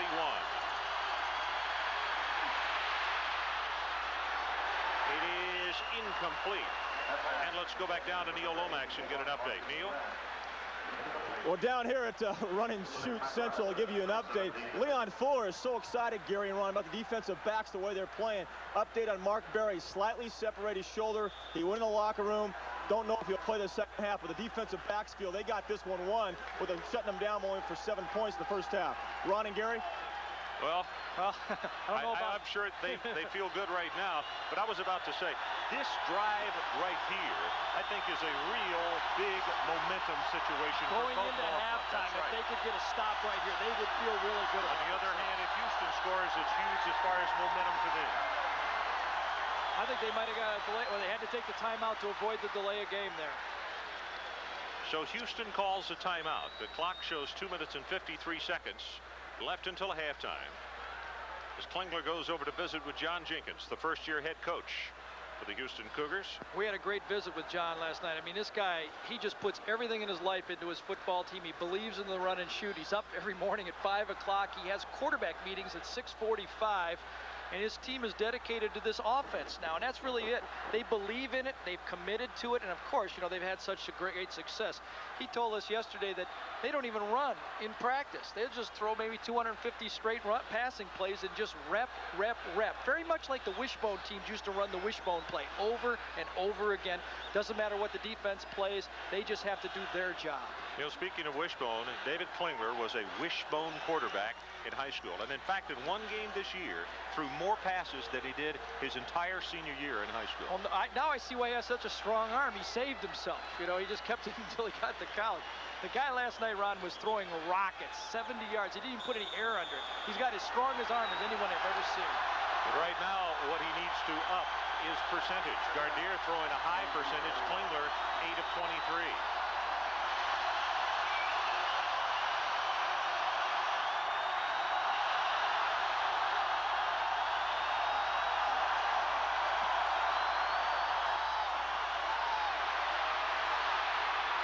Pressured out of the pocket and throws it incomplete. Shane Dronette was in very hot pursuit, and that's going to make it a third down situation.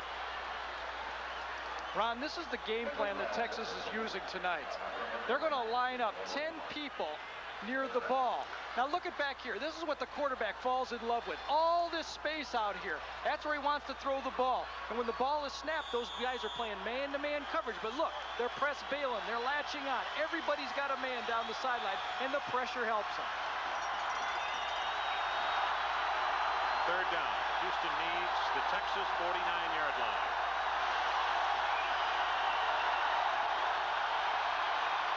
Throwback screen, and Willie Mack Garza is right there to make the stop at the line of scrimmage. That is a great defensive play.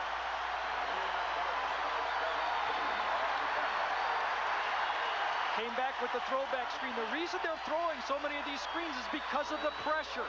And a nice job here. Also want to point out number 81, Shane Dronette here. He makes David lob the ball. Watch Dronette jump. And that gives time for Willie Mack to come up and beat the lineman out there because the ball can't get there just as fast as he wanted it to. Nice job by Shane Dronette reading that screen and jumping up. Langston only his second punt. His first one good for 56, which, by the way, is his longest of the year.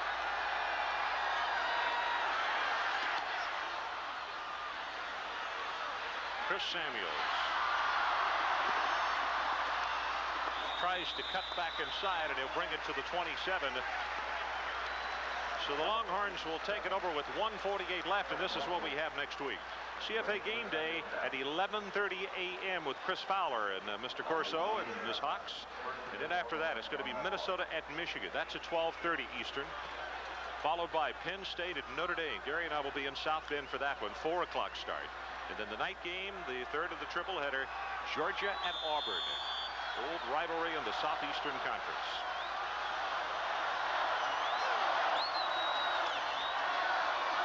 Adrian Walker gets the pitch, turns the corner, steps out of bounds, and they're going to mark him out at the 34.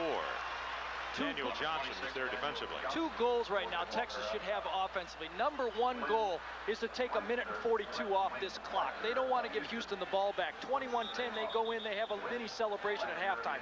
Goal number 2, if they get it to the 50-yard line, then they start thinking 3 points. Let's not get greedy until we get in a position to score. Number 1 goal, remember, 1:42. Let's go into halftime 21-10. The point that Mr. Danielson is making is with the kind of offense and the home run hitters, it just doesn't take very long.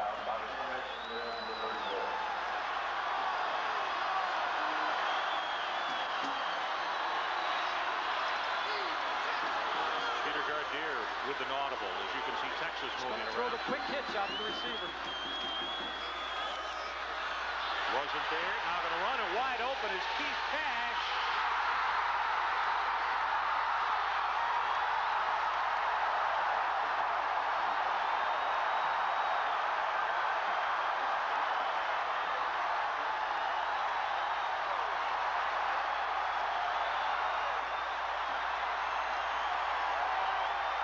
Well, it doesn't come any better than this. You check off to a quick hitch, they take it away from you, misread it, nobody to throw to, and one of your receivers runs a hitch and go.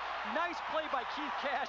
Get you 10 yards in the open. You can't get any nicer than that. Now you're trying to run out the clock. You might put 7 more points on the board. Keith Cash, 4 catches, 138 yards. Adrian Walker gets the block, turns it inside, touchdown Texas.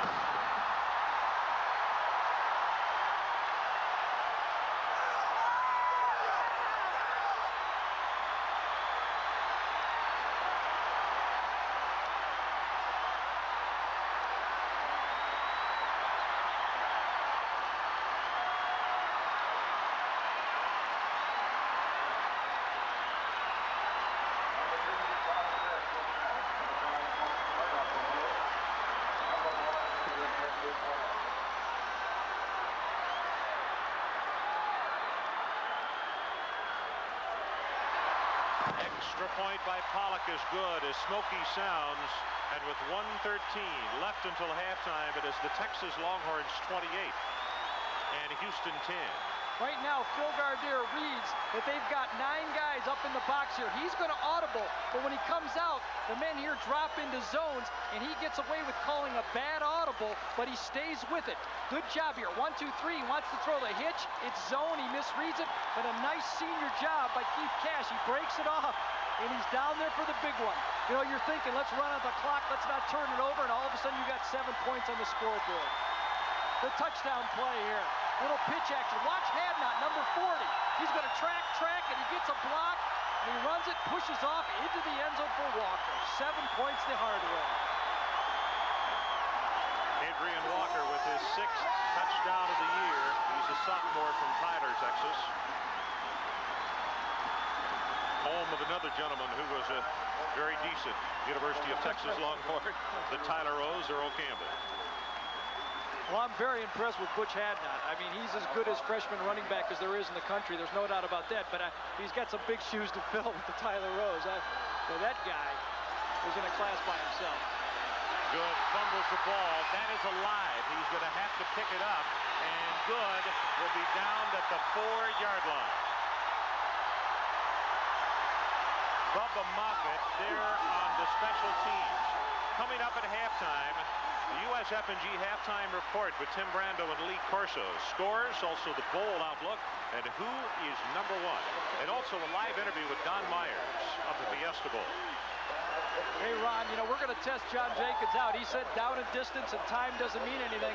Well, now there's 1:07 to go, and he's got the ball at his own 5-yard line. Let's see if he goes in at halftime and regroups or tries to fire from the 5 and put 7 points on the board. I think he's going to fire from the 5, don't you?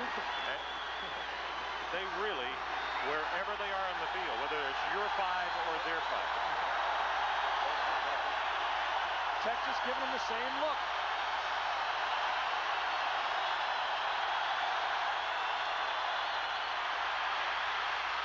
Klingler overthrows.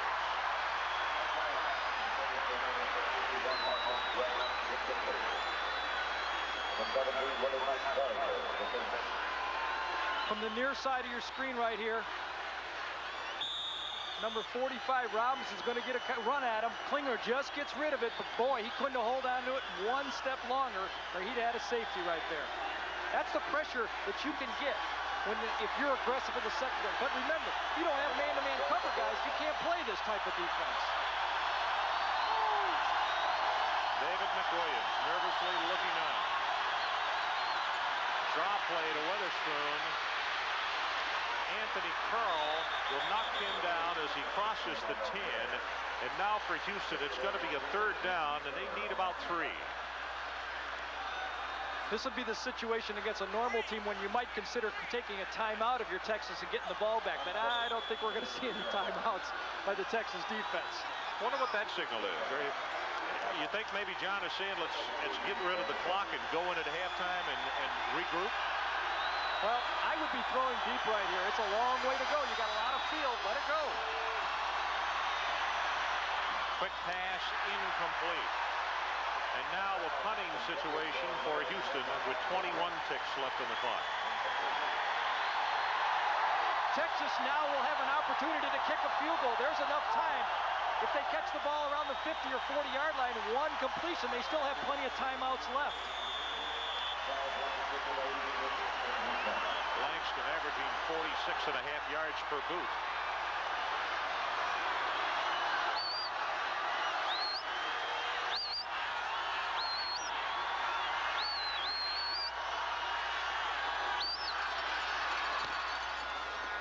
Another booming spiral. Samuels from the 43. Goes down at the 47, and now there are 10 seconds left until halftime. So that time Langston did his job and did it very well to keep the Longhorns on their side of the 50-yard line with so little time left. I know as a fan, most of the people now are thinking about go grabbing a hot dog or something, but as a quarterback, you look at 10 seconds, you say, well, I got a free throw here. I'm going to throw something around the 30-yard line. Maybe he busts a tackle. Maybe we get an opportunity to kick a field goal. As a quarterback, you're always attacking. You're always think this is a chance to throw the football.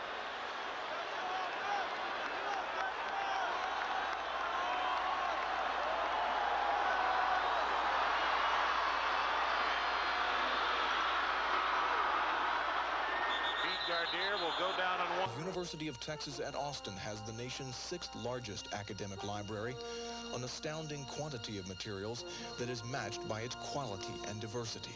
From the latest scientific information to the earliest printed books, the university's library a reflection of our civilization, a foundation for learning in the information age. Syracuse has already lost today to Tulane, and they're going to the Aloha Bowl, and Arizona's going there as well, and this score stands up. This is another strike against the bowl decisions being made this early. Let's get back out to Texas and Houston. Ron Franklin and Gary Danielson. Thanks, Tim. 28-10 are scored at halftime as the Houston Cougars come back on the field for the second half of play. And let's go down to the field and get a report from Neil Lomax. Well, Gary and Ron, I was very fortunate to be allowed by John Jenkins into the Houston locker room at halftime. Obviously a very disappointed and shocked group. John Jenkins did mention, though, this crowd's going to be a very, very disappointed crowd when we scored 20 to 30 points in the second half and beat Texas. A lot of hangs were being hit. The heads were very low. A lot of disappointed players. Offensive line was the key, Gary. They really talked about pass protection. That's how they're going to get back to have big plays, is pass protection. Back to you guys.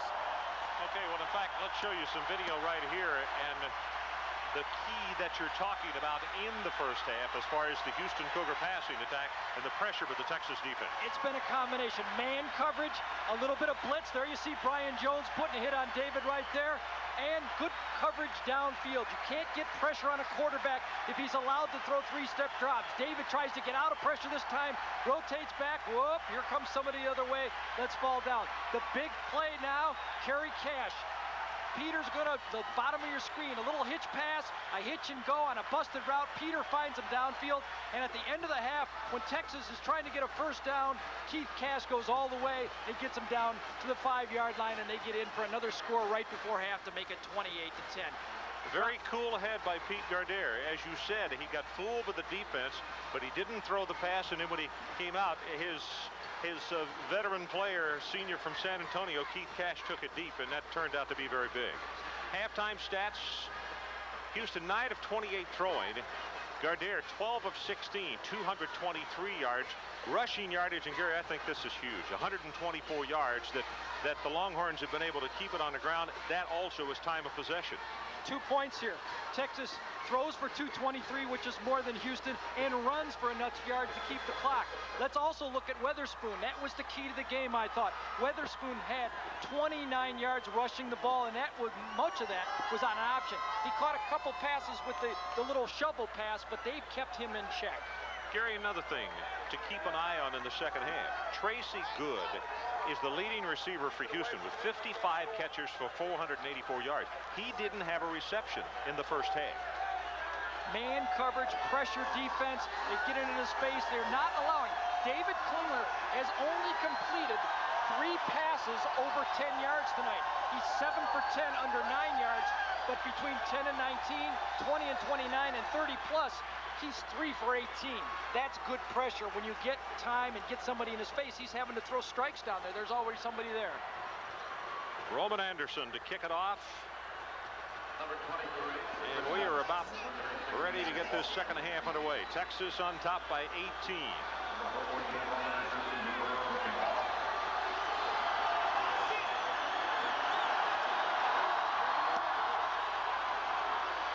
Relatively short. This is going to come down to Samuels at the 13. Out close to the 30-yard line is Pardee is there to make the stop. And if the name sounds familiar, yep, his daddy is the head football coach of the Houston Oilers now, former head coach with the Houston Cougars. Ted Pardee, a junior out of Houston St. Thomas. And Pete Gardere, who put up some awfully impressive numbers in that first half, comes back on to lead the offense. You know, Ron, in my career, many times I was faced very much like Gardere. When I matched up like a Joe Montana or against a Neil Lomax, everybody talked about that guy. But as Gardere, he says, I'm not going to be the short stick around here. I'm going to have a night. I'm not going to let my team down. And he's done it in the first half. Well, he was 6 of 7 in the third, or in the second period. Running play, and that goes nowhere. Is Burnett, 88. One of the first men to step in there and make contact on the running play. Also, Jason Youngblood. You can see number 98 getting off the stack. Jason, a sophomore from Refugio. That's the same town that Willimac Garza is from, and that's the one we talked about. Refugio is spelled R-E-F-U-G-I-O. Probably as mispronounced as any city in Texas, wouldn't you think? I'm glad you're handling those, Ron. Gardere on the sprint out. Has it complete. It's Keith Cash again. And I'll tell you what, number 11 has been all over this field. One of the matchups tonight that Texas felt very, very positive was their offensive line matched up against the Houston offensive line. You want to know why? They've got a 30-pound advantage. Look at the offense. 6'4", 277 versus 6'1", 247. They feel they can run the ball when they want, and when they want to pass block, they can push and push and push and give Peter time to throw the ball. Keith Cash now 5 catches, 153 yards. Gardere has the isolation. There's Kerry Cash, the twin brother, and he is pushed out of bounds at the 27-yard line by Jerry Parks. A little bit of a sucker play right here. They're going to fake the pitch to the left side of your screen, and then Peter's going to delay a little bit. The offensive line is going to sell the run play. Offensive line, number 19, the bottom of your screen is going to hit into him a little bit and then loop behind. Peter comes out a little bit on a naked, loops it over, and they got a big play. They're on the 27-yard line again. Boy, the two twins, the two Cash twins, they are some weapons. Samuels breaks off one tackle, takes it inside the 25, and he'll spot him out at the 22. Trey Hooper defensively. You know why Chris Samuels is so valuable? When he's in the backfield, the Houston defense doesn't know if he's going to line up as a wide receiver, come out of the backfield as a receiver, or now tonight, he had 61 yards at halftime. With that carries up to 68. So he's keeping by himself. His versatility is keeping the Houston defense off balance.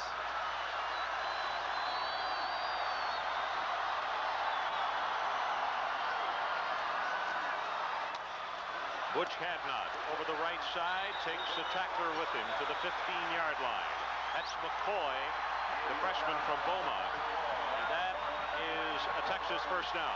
Well, the two freshmen end up meeting here, but watch Butch Hadnot. He's as good as reading the block, and he runs, he bounces, he jumps to his right, and he's under the linebackers. And there's the two freshmen guys. They're going to meet, but push, push, push. A very successful play, 1st and 10 again.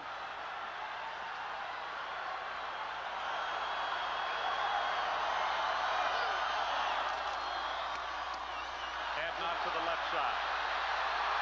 Inside the 10, he's down to the 7. Jerry Parks comes up from his free safety position. Chuck Johnson with a good block to pave the way.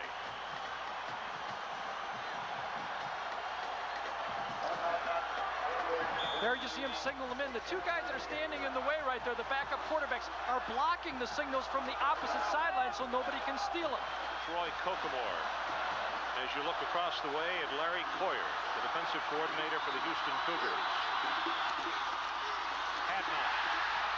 And he is in for the touchdown.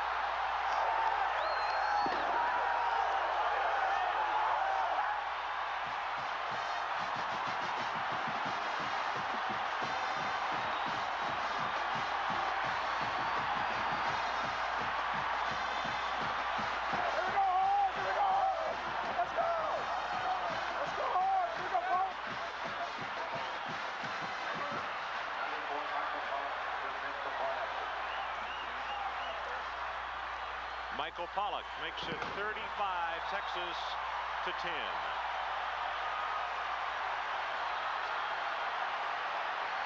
One of the things that's happened all day is they've been running the pitch wide.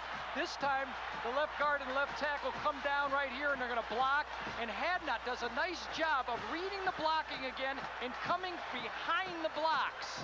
Now watch him. Tell me, Ron, if he doesn't look like Earl Campbell on this one. Takes the defensive guy in and pushes. That's vintage Earl Campbell right there. Running into the end zone, running over whatever he has to score that touchdown. 3 of them for the freshman tonight.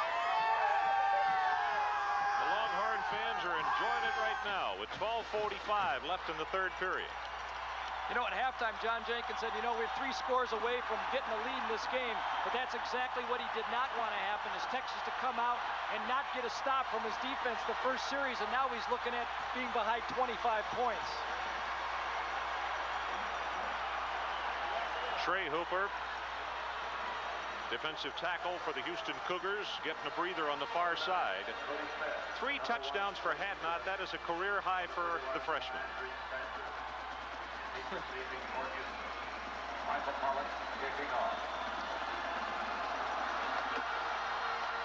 Pollock's pick is going to come down to good at the 6. They fake the reverse, good to the outside, and Tubbs will knock him out of bounds at the 25-yard line. Coming up tomorrow here on ESPN, it all starts at noon Eastern Time, game day, with Chris Berman and the guys, and then NFL primetime at 7 o'clock Eastern tomorrow evening. And then immediately following that, it is the San Francisco 49ers and the Dallas Cowboys. Mike Patrick and Joe Theismann up in Dallas.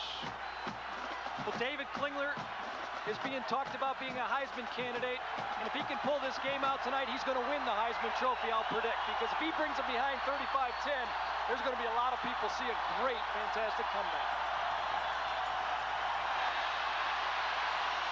Throws it back, and a hit. That's the first catch for Tracy Good tonight, as Cavness came up and stuck him pretty good. He's a sophomore from Willow Ridge. Brady Cavness is doing what the Texas defensive backs have been doing all night. If someone catches the ball, they've been coming up, wrapping up, and making tackle. No big plays after the catch. No, you're not going to stop everyone every time. They're going to catch the ball. But let's tackle the guy and let's make it 2nd and 5, 6, 7, and 8. They've been successful with it.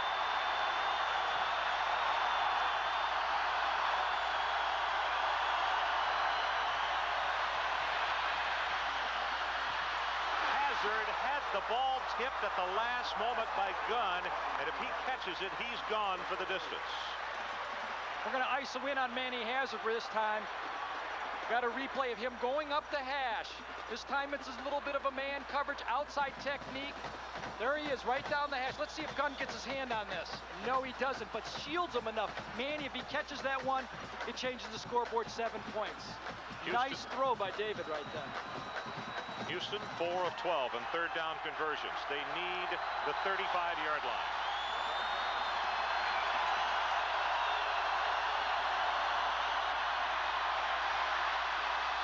Over the middle, knocked down, almost intercepted by Cavness.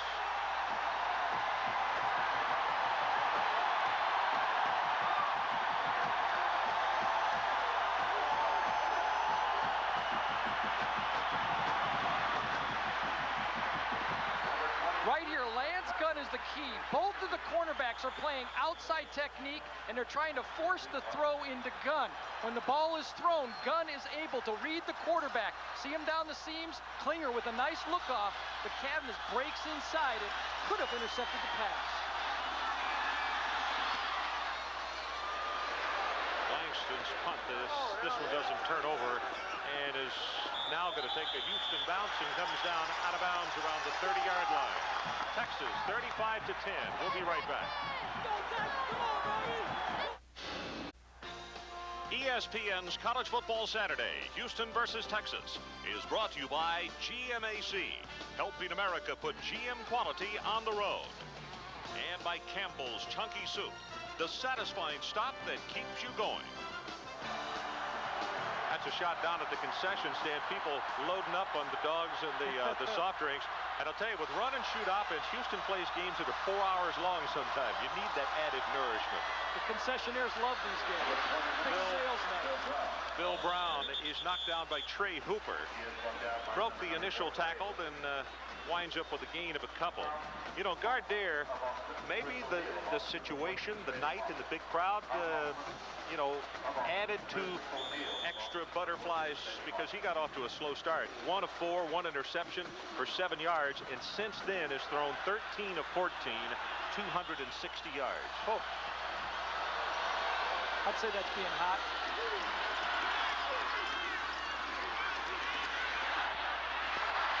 Clark, the tight end, close to the first down as McCoy knocks him out of bounds, and from where they have spotted it, it would appear that he hasn't.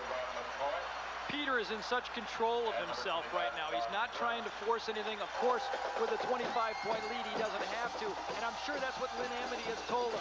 Let's not fall in love with the deep pass. Let's move the chains. Lynn said our offense is a 5-yard offense. 5 yards at a time is our goal. If this were a basketball game, we would be talking about the tempo and who it's in favor of. And the tempo is in favor of Texas. No doubt about it. They've been able to control the line of scrimmage with the bigger offensive line, and their running backs have been, all 4 of them, have been so successful tonight that they've kept the Houston defense off balance. Walker, Brown, Samuels. That was Walker for 3. You know, Ron, I hate to say it, but before those people start calling anymore 900, maybe there's a 900 number you can call in and vote for somebody that's not on the list, because if Texas wins this game 45-10 or 50-17, they're going to move up to the top 5 in the country, I'll predict, in the voting come Monday. This is an impressive victory if they can hold on and finish a game that they're in total control of right now. 10:50 left, third period. Now Gardere turns to Wendell Sheldon, the referee, and says, I want a timeout.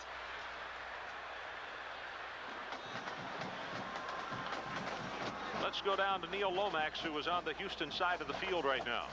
Well, both Coach John Jenkins and Klinger have been over here trying to boost up morale with the slapbacks, the inside receivers, outside receivers. If they're going to come back, Ron and Gary, win this football game, these gentlemen right here on this bench got to start catching some passes. And Mr. Klinger has got to start throwing those balls to him and complete them, because he's had a horrendous, really, the second half right now. Back up to you guys. Well, Ron, you know, that's what sometimes is so, you know, the Heisman Trophy is a stat award. And that's what's so hard sometimes, because as a quarterback, you're depending on 5 offensive linemen to give you time to throw the ball. Tonight, David has not had time to do the thing he does best, is throw the ball on timing. And that's sometimes when you get looking at these stats, you got to have matchups and take advantage of them. No one can throw the ball when you're backpedaling all night and not being able to set and throw a pass. David McWilliams, as he said just at the end of the first half to Neil Lomax, was that Texas was not going to try to junk up their defense, that he thought that a lot of teams made a mistake of doing that and doing something they were not familiar with.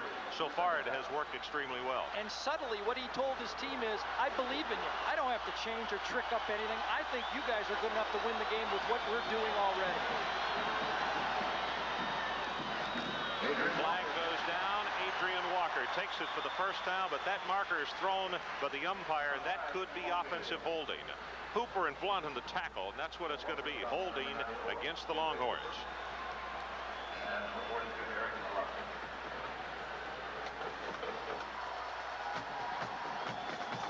Texas offensive line has done a great job tonight, both pass blocking and push blocking on the runs, and they have had very few penalties. Holding by the offense. Repeat, second down. See if we can find the middle of the screen here and see if we can see who held on it.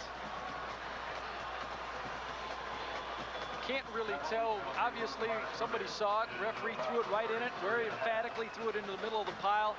And this is in pro football. They don't have to name anybody, so we'll just assume. We'll give it a team hold on that one.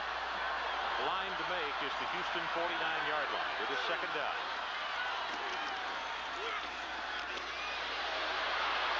Brown. Daniel Johnson makes the stop on him, and Texas comes close to picking back up the initial line of scrimmage, and now it's going to be third down. You know what's so impressive about Peter Gardere is last week he started out 0 for 6 and ended up 14 for 27. He's very much in control of his emotions. You know, all week he had to hear about David Klingler.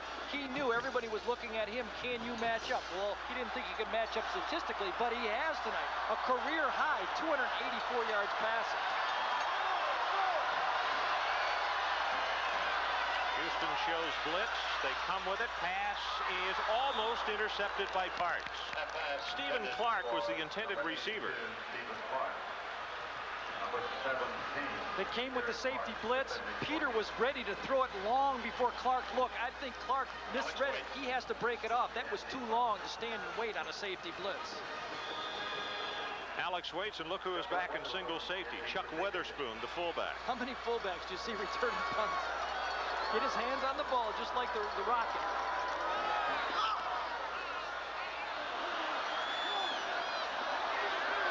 Bounces straight in the air and now is going to go dead around the 26-yard line. So let's take a timeout. Texas 35 and Houston 10. At the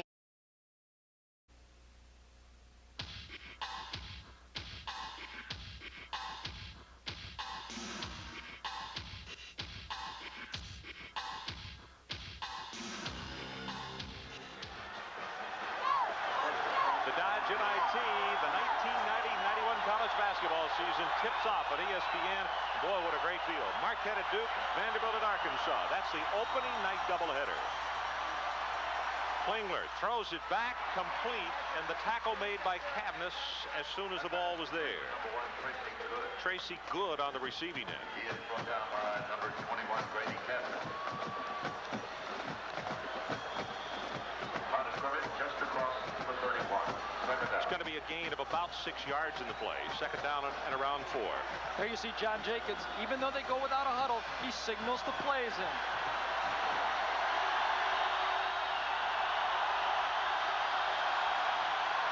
Drop play to Weatherspoon.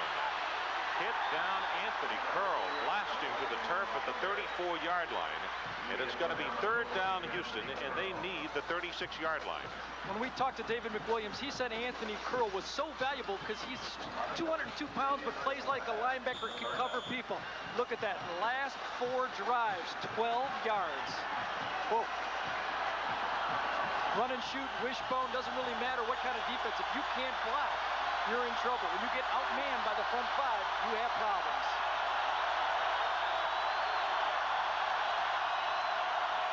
Klingler dropped the football. He makes the recovery, but Houston will have to punt again. Curl and Jeter were there.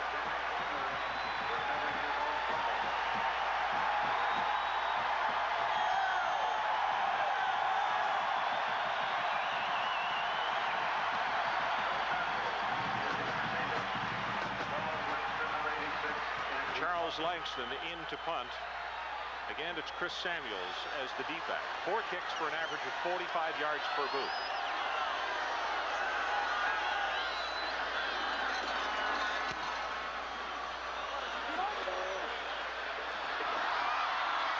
Samuels breaks it outside. And he is to the 47-yard line. Newhouse was there to make the tackle. Chris Samuels is having a game he's going to remember the rest of his life. This time he's on the punt return. Goes left. Reads it. Most of this he's doing by himself right now. Cuts back. He has got feet that can go right, left, accelerate, stop, go the other way. That's why he's so tough to cover coming out of the backfield. This guy could be a sleeper playing on Sunday next year, Ron. He's a very valuable player. Big enough? Hey, if you can get open, you're big enough. Blitz coming from Houston as flags come down. Looks as though procedure will be called against the Longhorns. I go back to the point that we made just a bit ago. That's it, procedure against Texas. And that is tempo of the ball game. As David McWilliams continues to pace in the sideline, his Longhorns leading by 25 points. But the tempo of the game, since Houston has gotten the ball and had to punt twice already in the third period, it is uncharacteristic of what the Cougar offense has to face. And the tempo has been with Texas. It's just like a basketball game. They have controlled the tempo. It's to their advantage. Kerry Cash at the 45-yard line of Houston. Daniel Johnson is there defensively. Short of the first down by about 2. When we visited with Lynn Amity on Thursday before practice, he just could not stop talking about all the weapons he had on offense. This time it's Kerry Cash. Gardier's going to fake a little bootleg action. He rolls to his left and he looks for the big tight end. What a target. 6'4", puts it in his stomach. That guy's not going to get knocked down by those little defensive backs without falling forward. Hadnot on the carry. Breaks it open, has the first down, has 5 more, has 10 more. He's to the 25. Huh. Wow. I have not seen a running back accelerate through a secondary guy since Earl Campbell like Hadnot is right now. Those poor defensive backs have got a problem. Left side of the line makes this go right here, though. Look at his headgear. He's got red all over. That's what is his weapon. Chris Samuels on the right side of your screen ties up Burnett. Hadnot reads it. He breaks back. Let's salute Todd Smith, the center, number 50, number 53. But he accelerates when someone comes to make the tackle. Like the big Earl. Hadnot goes for 3, maybe 4 yards. It's Reggie Burnett, the senior from Rayville, Louisiana, who is there to make the stop for the Houston Cougars. You know, this Houston defense is a young defense, and they're going to get better next year and the year after. They're going to be a much improved team. But the Texas offense is hitting on all cylinders tonight. They're using 4 backs. They're using 4 receivers. And that would be a problem for any defense, not just a young, injured defense that Larry Coyer is going to have to try to make better as the years go on. Well, what was it that Amity said? He told the offense, he said, guys, the defense has saved us twice this year. This week, it's your turn. Hadnot breaks it open at the 10, at the 5, to the 1.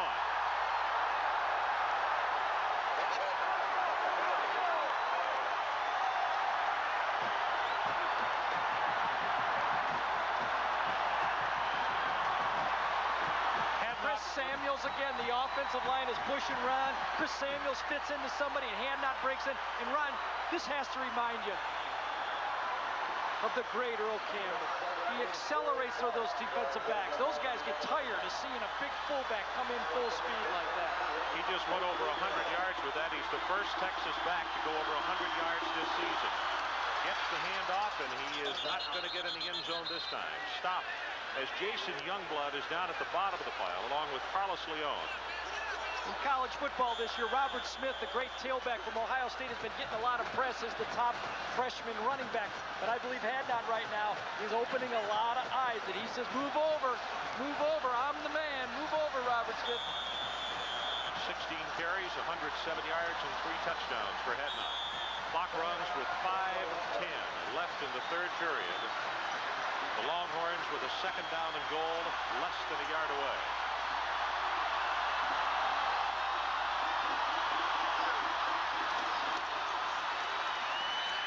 Stop short of the goal line again as the Houston defense rises up, and it's Eric Blunt down at the bottom along with Trey Hooper. You can see how close that football is. The nose right on the edge, not quite to the line. Defensive coordinator Larry Coyer said his Houston defense, his young players would never give up. They were going to play all night. They would attack, and do the best they could. They'd hang on and play the toughest game all the way. He said he's never seen a defensive group work as hard as these guys.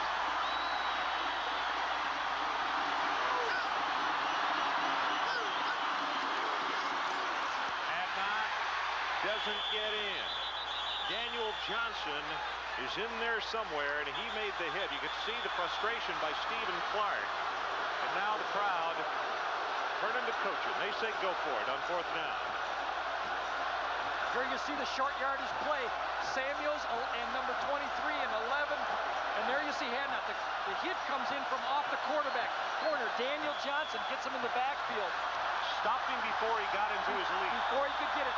Big decision here. Should they go for it or not? A field goal puts them up by 28 points.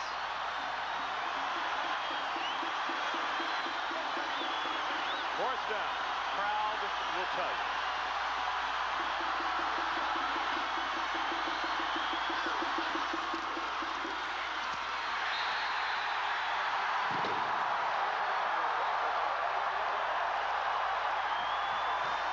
Chris Samuels takes it in.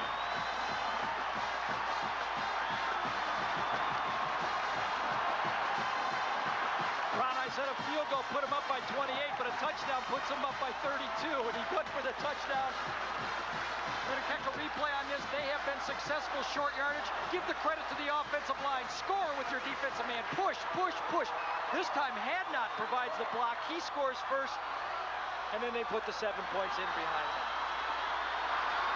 Chris Samuels finally. Michael Pollock, the senior from Austin, puts it down as Smoky sounds again. 42 for Texas and 10 for the Houston Cougars, the number 3 ranked team in the nation. Well, speaking of rankings, let's take a look at the top 10 and who is number 1. Well, this is what has happened today. Notre Dame came from behind and won over a good Tennessee team in Knoxville. Washington was upset by UCLA. The Cougars, jury is still out on this one, but getting closer. Colorado defeated Oklahoma State. Miami idled this week. Now for the next 5, it's Iowa losing to Ohio State. They're 7-2. Georgia Tech, and I mean, barely wins over Virginia Tech. BYU won handily over Wyoming.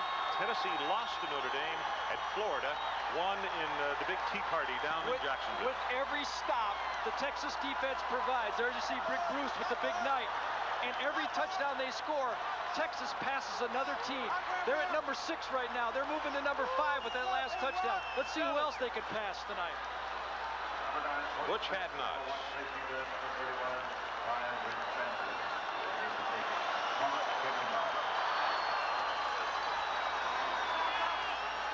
Caught at the 6-yard line by Cody Smith. Up the middle, breaks it open at the 25, and now out to the 32-yard line. And let's go down to Neal. He's in the picnic area, understand. Yeah, guys, you know, I told you the running shoot would score a lot of points, but it's actually Texas and Peter Gardere that's putting on a good impersonation of the running shoot. This game, guys, is almost 3 hours old already. I'm gonna have my own little Texas barbecue. I got some nachos, jalapenos, some popcorn, peanuts. I'm waiting on some hot dogs. I ordered some. Hey, where's my hot dogs, guys? Hey, it's gonna be a long one. Usually it takes about 3.5 hours for Houston to play, but right now Texas is doing a great job. I'm gonna start eating some of this stuff, guys. We got the good assignment tonight. Weatherspoon hit at the line of scrimmage, and that's Oscar Giles, number 95, who is there defensively for the Longhorns. Houston tries to cross up the horns on first down and runs the fullback for no gain.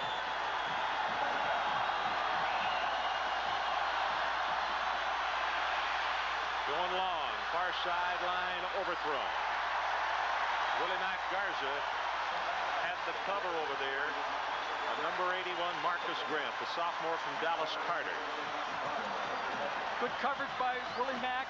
David has to keep that ball in the playing field, though.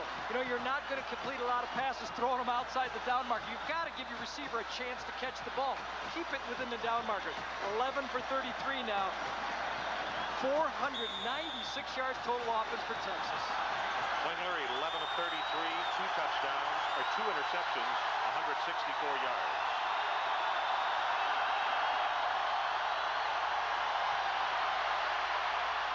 Zings it incomplete. Craig Alexander was the intended receiver, and that's the position you were talking about that you can't throw from. Hard to throw horizontal, that's for sure. It was Oscar Giles who was pressuring him, and Langston comes in to punt again. Number 95, Oscar Giles right here is going to go around. He beats him to the outside, the spin move inside, and David understands. Every pass he's thrown tonight, he's gotten knocked down after he's thrown the ball. That plays on your mind. It quickens your tempo. You throw a little bit sooner than you want to because you feel that rush all night.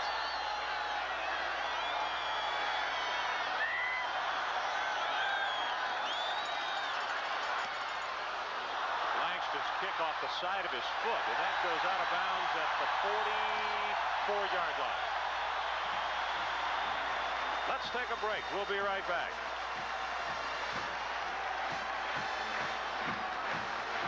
Thank you. Good. The San Francisco 49ers face the Dallas Cowboys. The San Francisco 49ers, the undefeated world champions, drive toward their 3rd consecutive title, led by perhaps the most awesome offense ever. The Dallas Cowboys have upset on their mind as they strive to ruin the 49ers' perfect season. The 49ers face the Cowboys live at 8 Eastern on ESPN Sunday Night NFL. Now, don't miss it. Tomorrow night, 8 o'clock Eastern Time, the defending world champions, San Francisco 49ers in Dallas against Jimmy Johnson's Dallas Cowboys. Our situation, 2:58 left in the 3rd. Texas, 42-10 over Houston. Gardere, quick pass, has it complete to tight end Stephen Clark. Jerry Parks makes the tackle. So nice to be in control like this. You know if you dial a run, it works. You know if you dial play action pass, it works.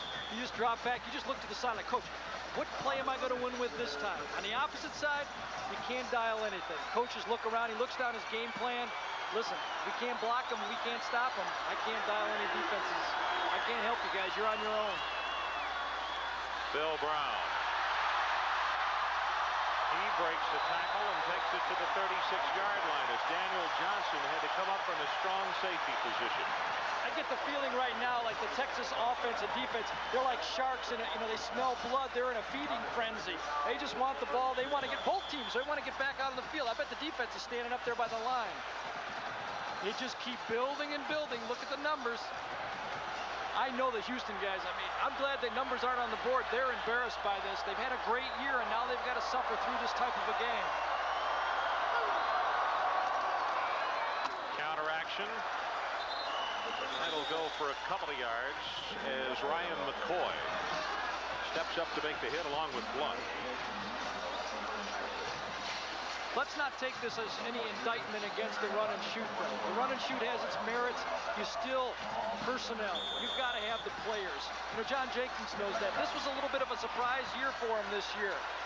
Reggie Burnett is going out, their big linebacker, with that ankle. They've only got 10 guys on the field also.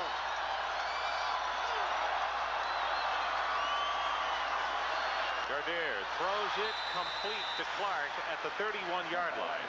I think they got the 11th on, I believe. Did they get 11? Yeah. They need 12. I did a quick count. They need 12, though, Ron. That's the only problem tonight.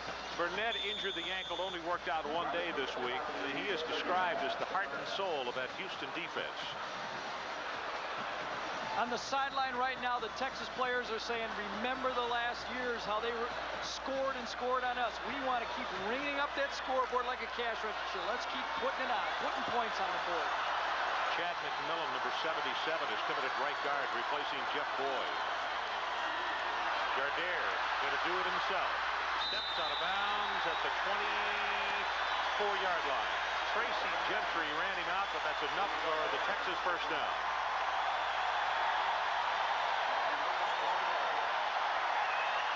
We asked offensive coordinator Lynn Amity, what were some of the problems? What did Peter Gardere do wrong when he wasn't playing well? He said occasionally he fell in love with trying to throw the ball to Walker because he's so explosive. When he reads out his game plan and does it properly, he has been very effective this year. And you can see, judged by tonight, he doesn't make the big mistakes. Houston comes with the blitz, and the man who picks it up is the running back.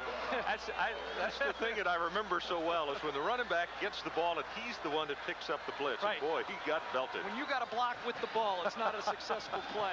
You know, Texas is now, Houston is now selling out. They're bringing 8, 9 people on the rush, and if you pop it through the line right now, you're into the secondary, no one's going to catch you because they're playing man in the secondary. Any running play that breaks the line of scrimmage is going to score. Clock just whistled in. That should be the last play of the third period, and Texas is not going to press the issue. Gardere unsnaps the headgear. It comes over as the 4 fingers go in the air. That's the end of the third period with our score, Texas 42 and Houston 10.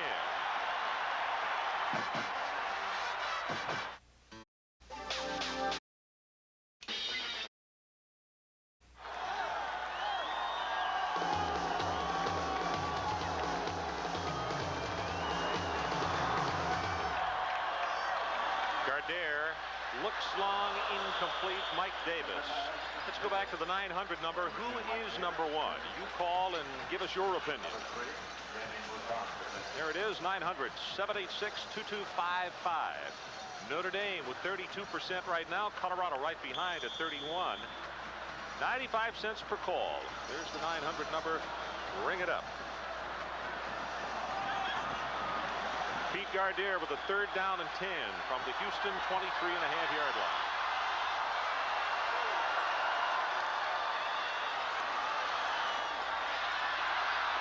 Incomplete as the receivers kind of ran together down there, and Michael Pollock will come on to attempt the field goal. This one in the vicinity of 40 yards.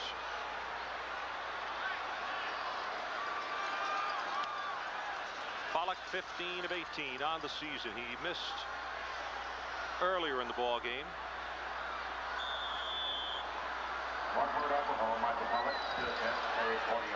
Out of the hold of Mark Murdoch.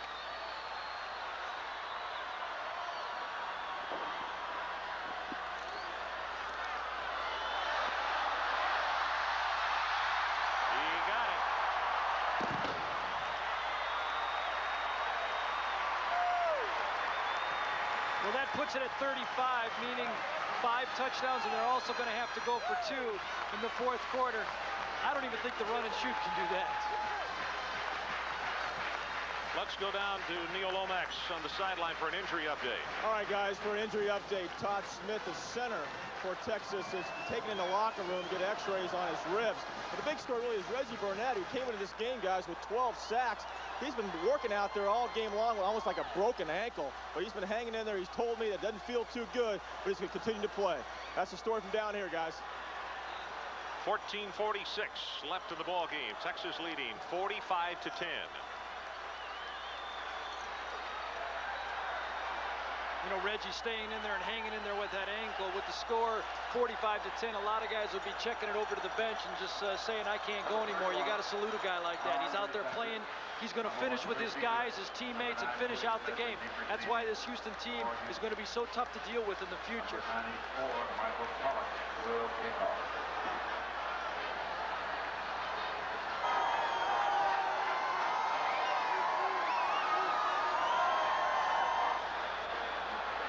Michael Pollock kicks it off. Cody Smith at the goal line. Steps back out of the field, and that is a touchback. Well, that could be a safety. Whoa. Let's check this one on instant replay here.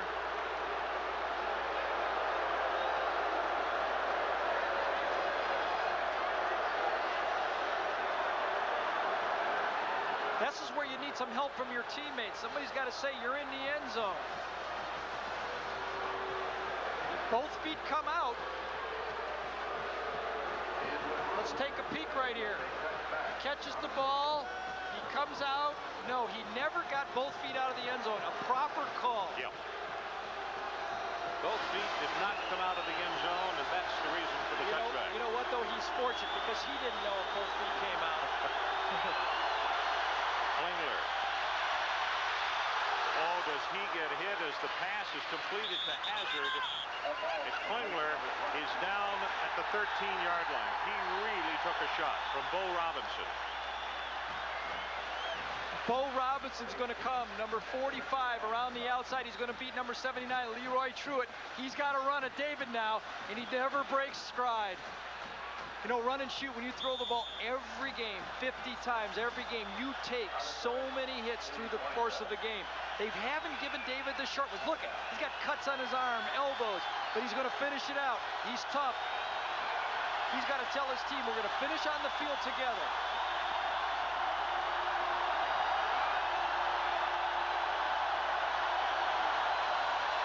Weatherspoon, Snead, the first guy to hit him, then came Jones. Let's take a look at possessions in this ball game.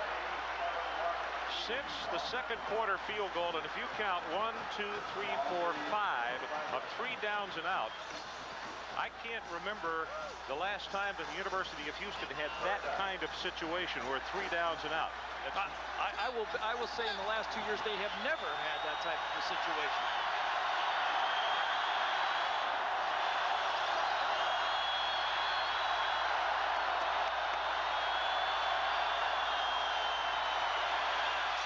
Klingler drills it complete for the first down. It is caught at the 35, and 89, Craig Alexander, the junior from Jacksonville, moves it out to the 37. Van Malone there defensively for the Longhorns. Nice timing on this one. David steps back, gets a little protection, and rips it out there. First down since the second quarter.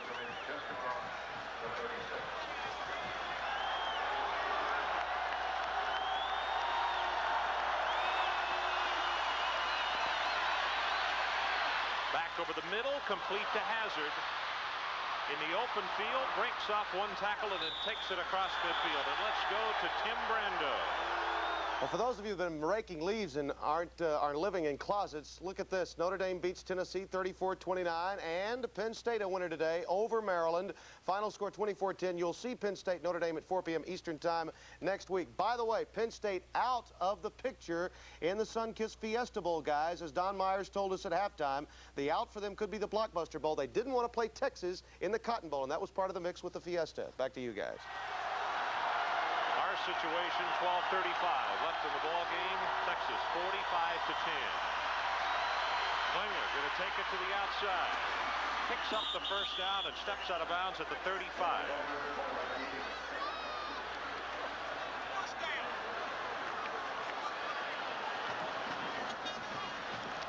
Klingler again with his ability to just get out of the pocket. Rushing has been his big forte tonight. 8 for 41 yards for 41 yards rushing. You know, John Jenkins has said you really can't stop this offense, but you can with a pass rush. You can stop any pass offense with a pass rush. And that's been the story of the game so far.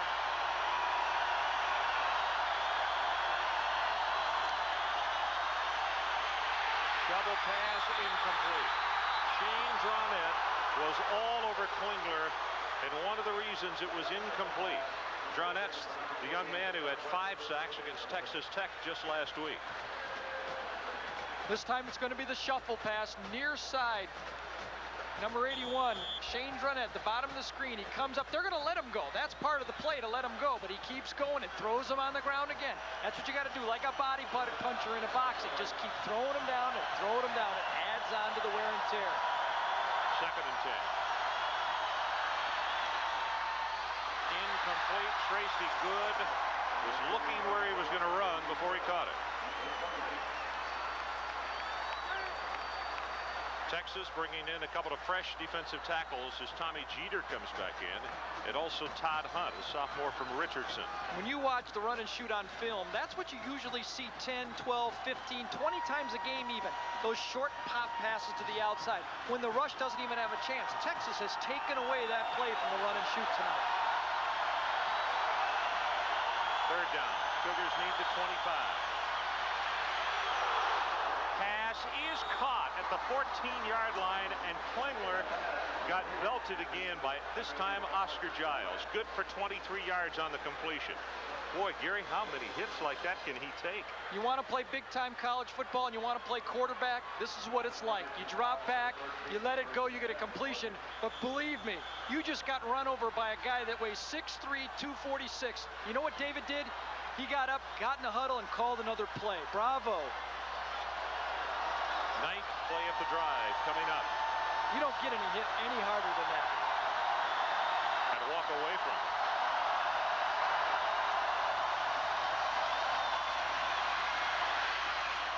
Caught at the 8-yard line. Ball is fumbled, and let's see. Texas says they have it. No signal from the official. They're going to call him down, it looks like. They're going to call him down at the 6-yard line. Brian Jones made the hit.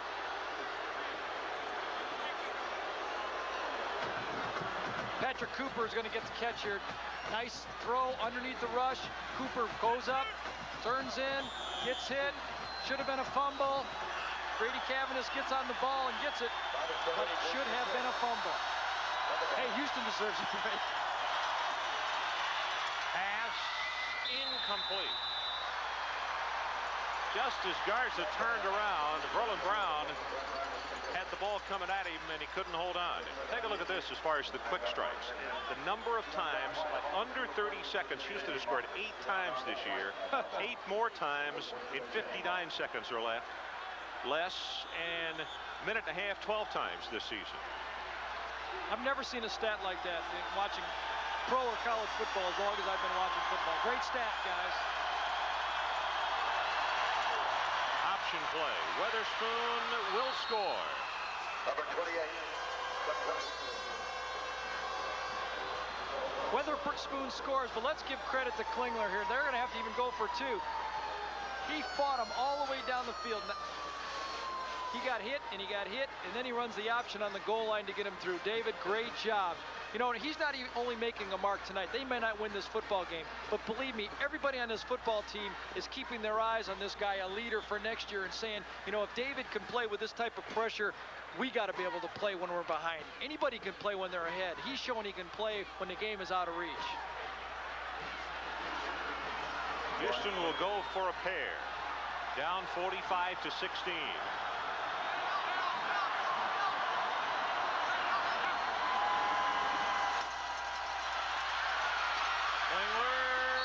Did he get in? Yes.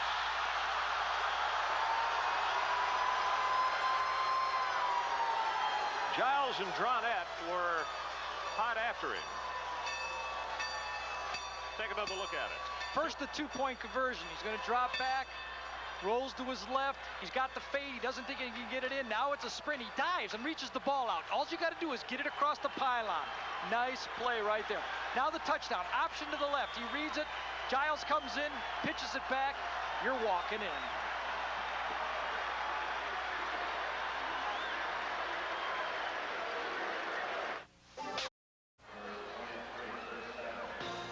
ESPN's College Football Saturday, Houston versus Texas, is brought to you by Howard Johnson. Where are you going this fall? Well, go anywhere and get it on the fall sale at Howard Johnson. Call 1-800-I-GO-HOJO. And by Thrifty Car Rental. Because it's your money. Call 1-800-for-CARS or your travel consultant. Ron Franklin, Gary Danielson here at Memorial Stadium in Austin, Texas. And 11:02 left to play in the ball game. Texas 45 and Houston 18 as the Longhorns put out the good hands team. They are looking for the onside kick. Two deep men, but Walker and Samuels have only dropped off to around the 20-yard line. And you see the 9 players, lots of linebackers and receivers and defensive backs in that 5-yard barrier between the 45 and the 50-yard line. Anderson kicks it away. Adrian Walker knocked down at the 26-yard line. Let's go for another update with Tim Brando. Tim. Ron, we're still bowling for dollars, despite the scores we're about to show you. Stanford leading Arizona 14-10. There you see it at the half. And Tulane knocking off Syracuse today 26-24. Marcia Turner, who is the bowl chairman of the Aloha Bowl, has confirmed for us that these two teams are still the front runners. Now, Syracuse is 5-3-2. If Arizona were to lose, they would be 6-4. Syracuse still has West Virginia next week. According to Turner, they better win if they want to be where the grass skirts are on Christmas Day. All right, Jimmy. That's plenty of incentive. Option play by Gardier. Bill Brown turns the corner out close to the 29-yard line. And you'll see Texas, if they can continue to run the football, they have all night this evening, really try to keep it on there right now and just take time off the clock. Texas using to great advantage Adrian Walker, Phil Brown, Chris Samuels, and of course Butch Hadnot, the freshman out of Kirbyville, Texas, who has 3 touchdowns on the evening.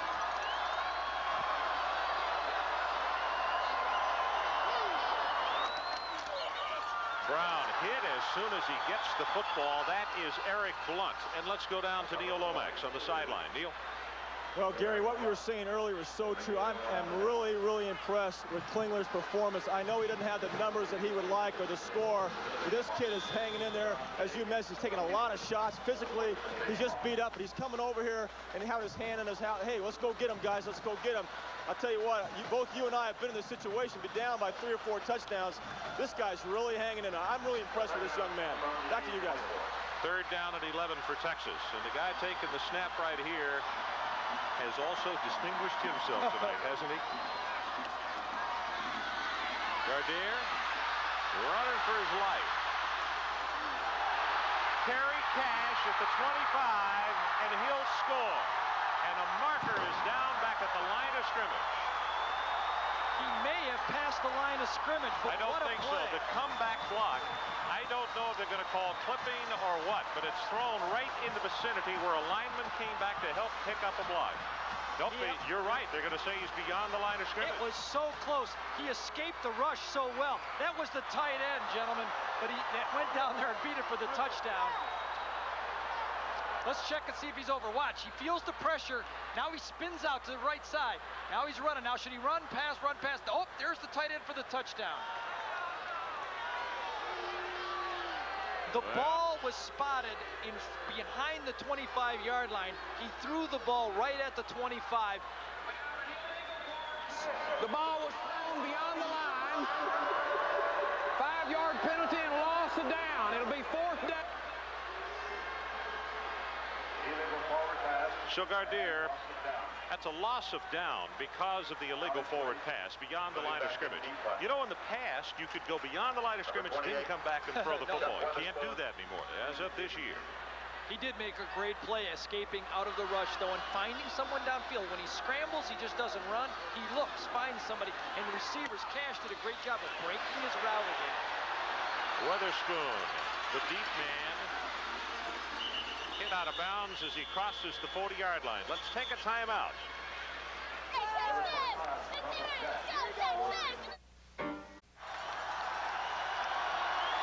Texas 45, Houston 18, 9:02 left to play in the ball game.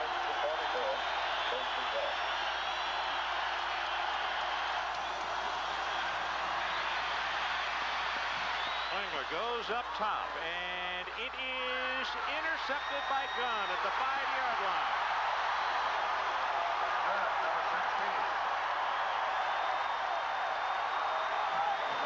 Well, Leon Fuller, the defensive coordinator for the Texas Longhorns, has got to be very, very pleased with the effort of his youngsters tonight. Lance Gunn has been playing center field all the time. You see him just go out of your camera on the bottom in the middle, but he reads his eyes. He's playing center field now. Run back, get the fly ball. Nice catch, Lance. Way to go back and get it.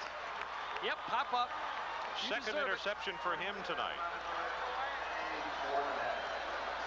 They've had 5 turnovers now, Houston. 3 interceptions and 2 fumbles.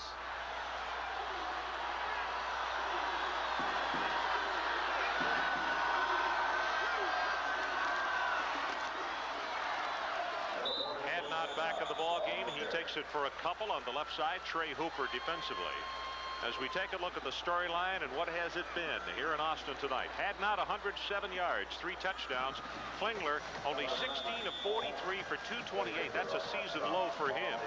Total yards, U of H 306, Texas 530. And folks, take a look at time of possession. I talked about tempo in the ball game.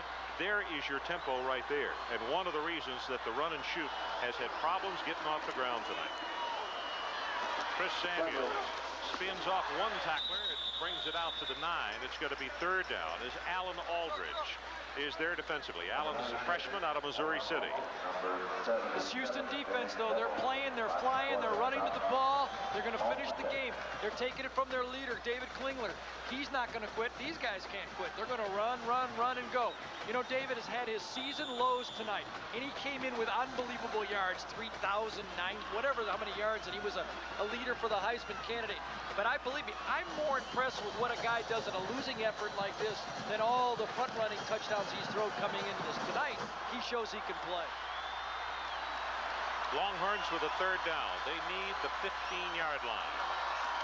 Gardere whips the pass, almost intercepted by Daniel Johnson. Oh, my goodness.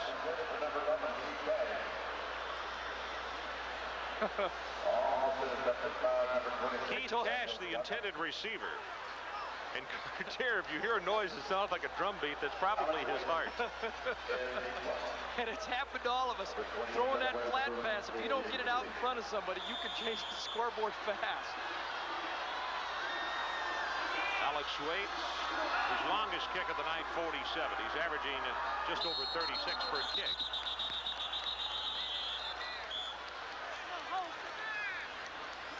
Well, the 25-second clock still had 16 seconds, so undoubtedly we're going to have some kind of procedure here.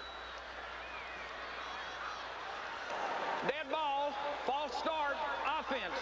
Still 4th down. Ron, I think this is just pointing out why points are so important in these type of games. You know, it's 45-18.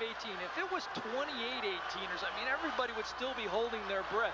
You have to score and score and score because Klingler is just liable to throw one 75 yards and score in 8 seconds again the next time he gets the ball.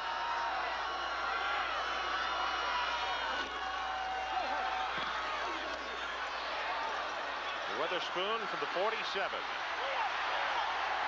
Flags come down and a clip is going to be called. Higgins is there defensively. He's had a good special teams night. That's about the 3rd time that we've called his name. 42 yards on the kick, 10 on the return, and I think the University of Houston is going to take a walk back.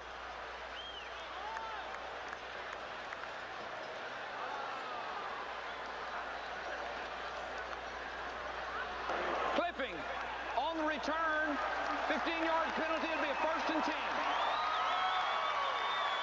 Let's go back for another update. Here is Mr. Brando. Timmy. All right, Ron, a Southwest Conference wrap-up here. Texas Tech beats TCU. They were 5-1, the Horned Frogs. They're now 5-4. That diminishes their bowl hopes drastically. SMU losing to Rice. Rice could go 6-5 if they win next weekend. Baylor beats Arkansas by a score of 34-3. They're 5-3-1. If they don't go Cotton, they could go to the Independence Bowl. Sets in the pocket, goes up top, and that one is intercepted by Stanley Richard.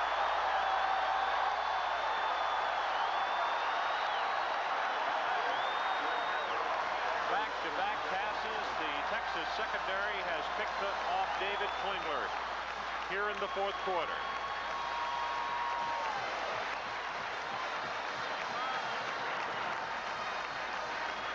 Stanley Richards, number 18, is actually covering the inside player, but when he sees the ball in the air, he goes for the ball. That's the ability to play free safety. He's been playing it all year. He's covering one man, he looks back, he sees the ball, and he reacts to it when it was in the air. David hung that one a little bit, and Stanley reacted to it and went and got it.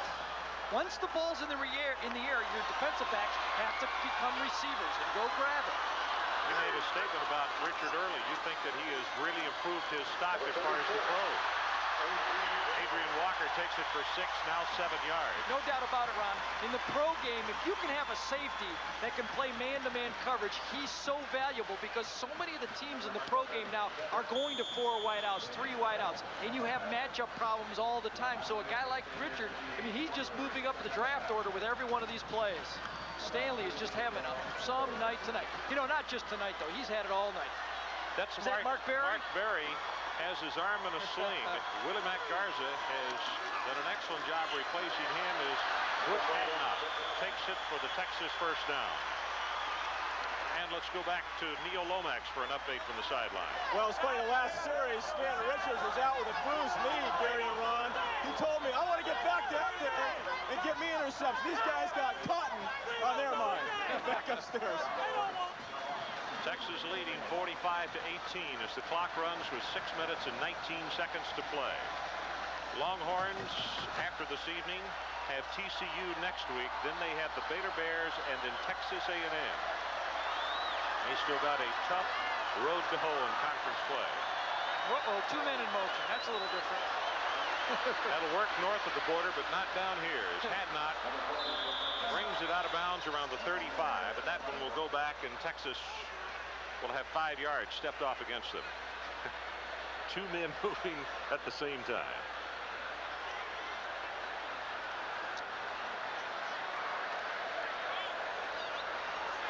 Gary, while they decide get this one all worked out, we've got an interesting one next week up in South Bend, Penn State.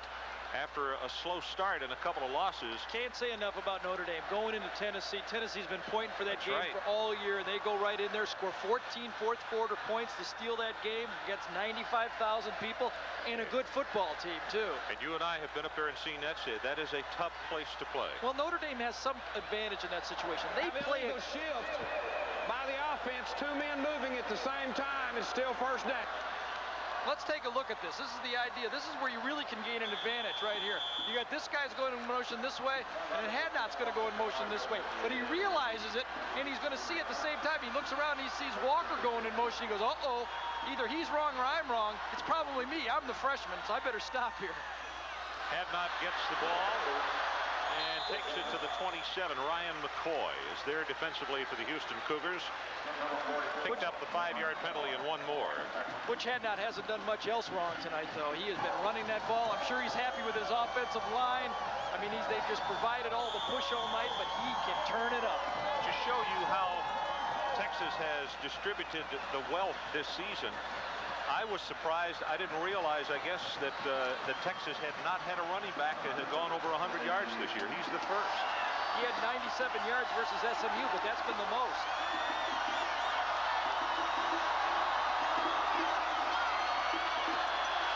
Here comes the blitz again. 25-second clock had run out. And the Longhorns are going to walk back and lose that 5 yards again.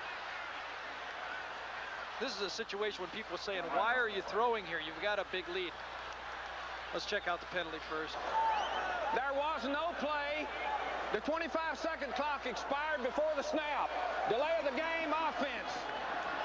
But in reality, Ron, sometimes the defense offers you no other alternative but to throw. They're putting 8 men up there. They're blitzing. They're taking away all the gaps. They're playing off, playing one-on-one. You're just trying to make first downs. You throw it out there and move it. It's just like long handoffs. There's Leon Fuller with the white cap on. He feels better today than he did Thursday and Friday, doesn't he? He was a nervous wreck. Here it is again. Here they all come. Gardner calls the audible. Pass is thrown complete to Johnny Walker. Breaks off the tackle, and I believe, yes, he has the first down. Well, as they move the chains, let's talk about the Heisman. What did these gentlemen do today? Well, Ismail, 44 yards rushing, 43 receiving, 44 returns. So all-purpose yards. You see what he's done on the year. You know, we've seen the Rocket against Pitt. He can really turn it on when he gets the ball. But they bottled him up a little bit, Tennessee. That's a pretty good job against them. Moore, 2,153 yards, 21 touchdowns, 6 interceptions. Boy, they had not had that illegal procedure penalty, and they got that touchdown against Tech. He'd be a real front runner right now, and he still may win it. Adrian Walker.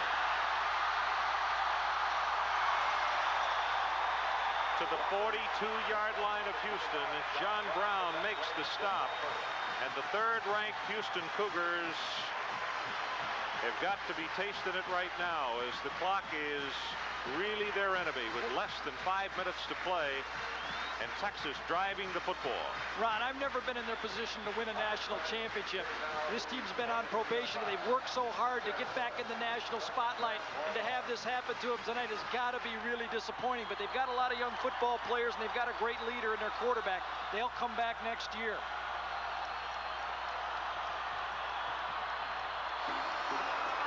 Blitz again as the handoff goes to Hadnot, and he takes it inside the 35. Daniel Johnson tries to corral him, but the youngster has a gain of 8 on the play. I'm afraid the Texas sleeping giant is awoken, and the NCAA had better be ready for the Longhorns in the future. They have something good going here, and it's not going to get any worse. David McWilliams and his staff coming into the season, many of the preseason projections were not real good. But right now, Mr. Danielson, you hit it on the head. They are running on all cylinders. Hadnot burst through the middle for the first down, +5. Trey Hooper holding on for dear life. Let's take a look at the standings of the Southwest Conference. This is the last conference game for the U of H. And of course, because of sanctions, they cannot go to the Cotton Bowl even if they had won this one tonight and won the conference. Texas about to go 5-0. Then Baylor, A&M, and TCU. The big uproar right now is they've just brought Bruce Hadnot off the field. Everybody's congratulated him. The freshman had a super game tonight. He had a super game for a senior, let alone a freshman. Adrian Walker knocked out of bounds at the 21-yard line. Going to be second down and short as he has a gain of close to 8. John Brown is there defensively. I have not seen a football team watching college football in a long time that has weapons like this Texas team has. Phil Brown, Chris Samuels, Butch Hadnot, Adrian Walker. Those 4 players are all great running backs. They could fit in a lot of teams and be the star of their football team, and they have to share time on this offense, plus the receivers that they're able to throw at you.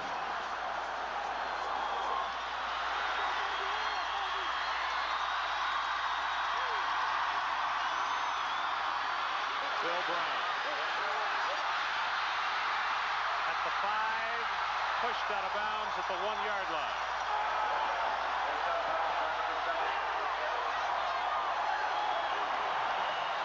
Phil Brown, who had the big game against Colorado early in the year, he's going to get it deep, the one-back offense. Adrian Walker at the top of your screen is going to block for his buddy.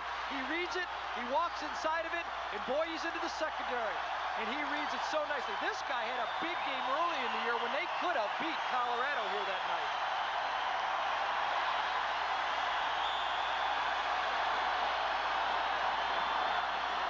What a performance by this football team. Hey, Bruce. 3 touchdowns, and now he's a cheerleader. First and goal at the 1-yard line. Don't forget, coming up at the end of the telecast, Gary and I will have the Visa players of the game. Pete Gardere, the sophomore out of Houston Lee High School.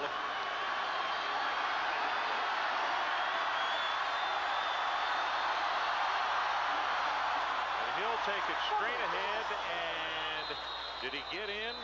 No signal, and they're going to put him down at the 1-foot line. Gardere tried on he held on to the ball. Yeah, he kind of like did a sucker snap right there. He might have lost that ball before he got down. Let's watch this. You can see none of the Texas players are even going to move on this play. This is a quarterback sneak. And he goes, nobody else is even aware of it. It's just between the center and him. And he loses the ball before he gets down as he reaches out with one hand.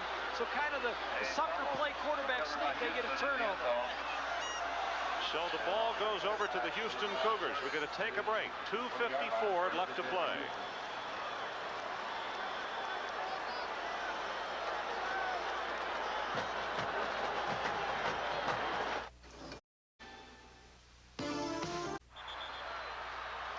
.254 left, Texas 45-18, and the police trying to keep the fans off the field as they have started coming over the walls down in the end zone. Klingler slings it complete, and out of bounds is Alexander. I think about the only person that could keep the fans out, the only thing that could keep, maybe if they run Bevo by there a couple times, they might be able to clean him out, but I don't think the police are going to have much of an opportunity to keep him off the field when this game ends. So the Gardere play on the quick snap, they ruled that his knee was not down, and the fumble going over to Houston. That's the reason the Cougars... And he fumbled into the end zone, too, so it comes out to the 20.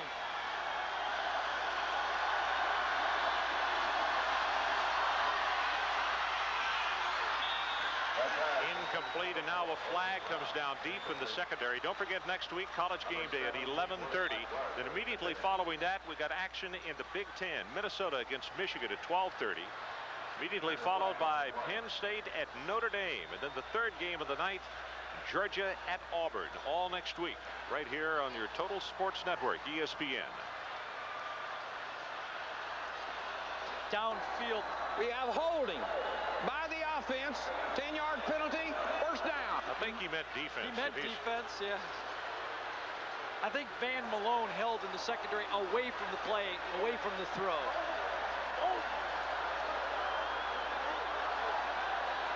Butch Hadnot, you were hot tonight. He got steam coming from his head. 3 touchdowns. What a night. Look at that steam. He was hot tonight. Time out.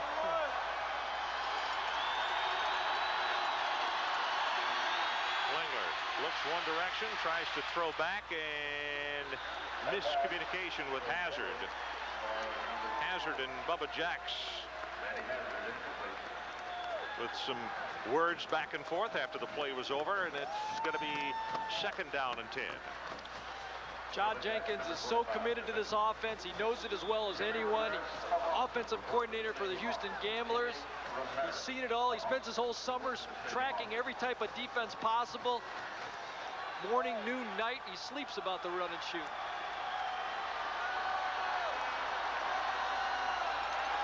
Weatherspoon in the draw, has 5, has 10 into the secondary, and a gain of 15 yards to the 45-yard line. Todd Ringo, the junior from Amarillo, is there to make the tackle, and let's go back to Neil Lomax. Neil? Well, obviously, it's been complete domination by the Texas defense on my old run and shoot offense. I feel a little bad, but I'll tell you something else, Gary and Ron. The offensive line was really upset that they didn't score a touchdown. Might be a little payback against the Houston Cougars the last couple of years on running up the scores. Back to you guys.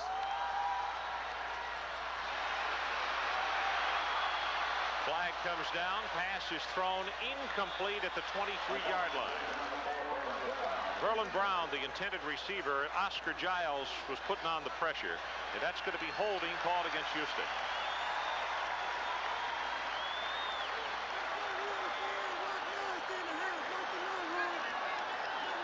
Ron, I felt the key to this game was could they get pressure on Klingler and control Spoon.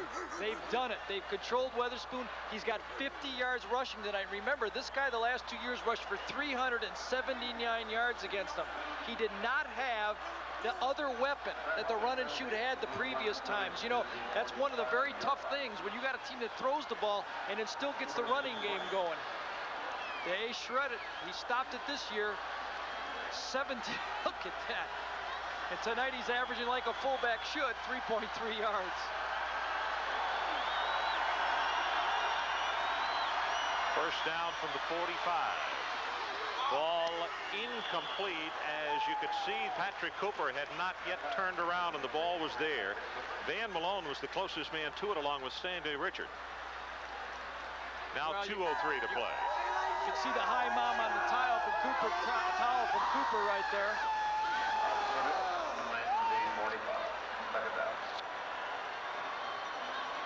In the north end zone, the student section, they have tried to keep them from coming over, but I'll tell you, to the north end zone and also to the other side of the field, they're right. It's 20 deep. Yes.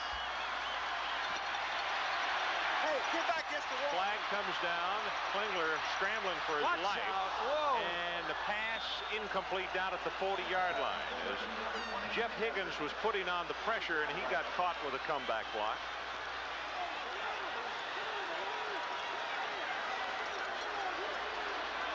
And that's going to be holding called against Houston again.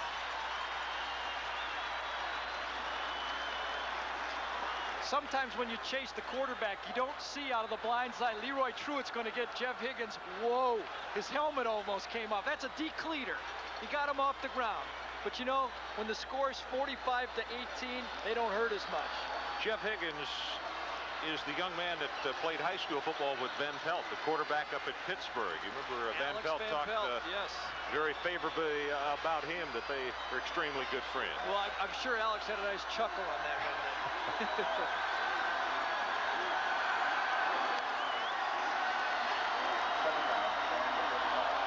Second down, and the line to make is the Texas 35-yard line.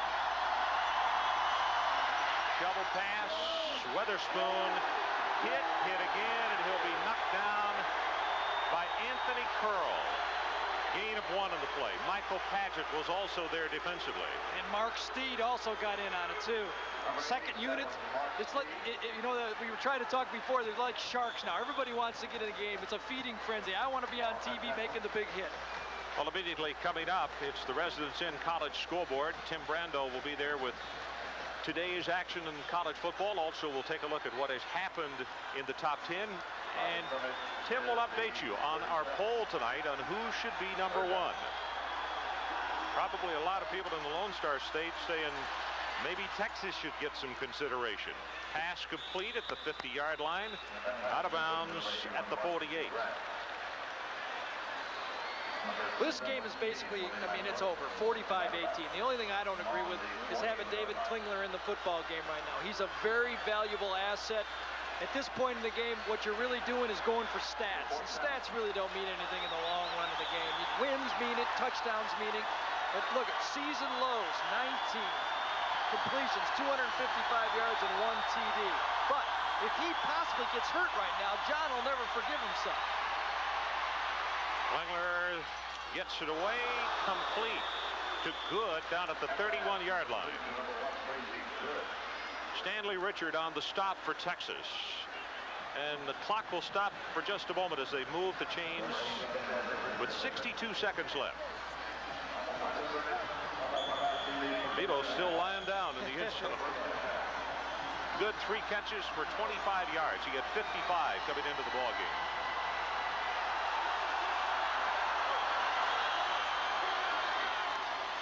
Screen complete at the 30. And to the 22-yard line, Anthony Curl is there to make the stop and hazard. Well, tonight's Visa players of the game are from the University of Houston, middle linebacker McCoy. 18 tackles, 8 solo, and for the University of Texas, Pete Gardere. And as part of their continuing effort to further the development of amateur athletics, Visa is proud to donate $1,000 to each of these universities and $1,000 to the U.S. Olympic team on behalf of these athletes. Pete Gardere, the player of the game for Texas, and Ryan McCoy. Ryan McCoy, the freshman from Beaumont. Larry Coyer said he's the best freshman linebacker in the country. We said, have you seen Marvin Jones from Florida State play? But this guy's the real thing, too. Klingler zings it in the end zone, caught for the touchdown. Hazard.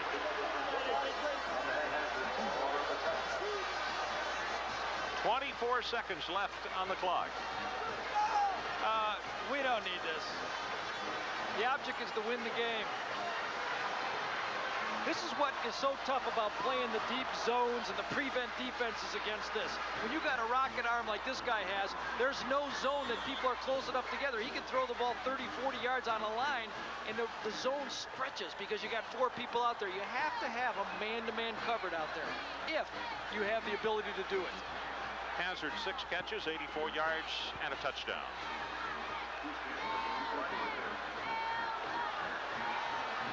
Houston goes for a pair.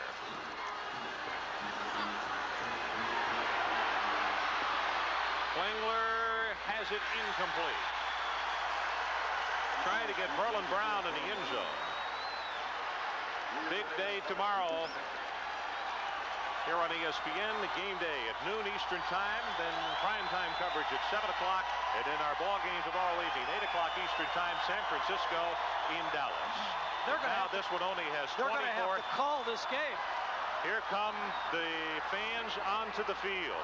They are running from both ends of the field. They're going to have to call this game. And now the goalpost in the north end of the end zone. Students are jumping onto the goalpost.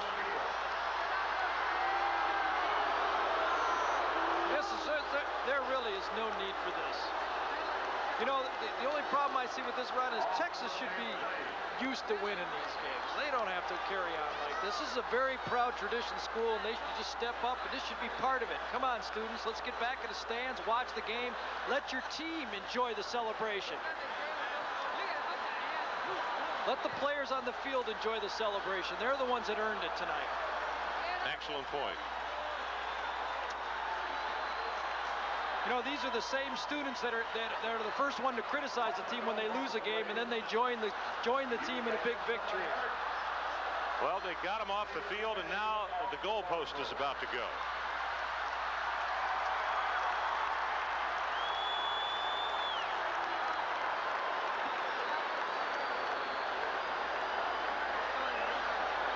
Ladies and gentlemen, we ask that you please leave the goalpost alone. There have been people seriously hurt. Goalpost falling down, so we ask that you please use more common sense. Stay away from the goalpost. We appreciate your support. Give all you want to, but please use a little common sense.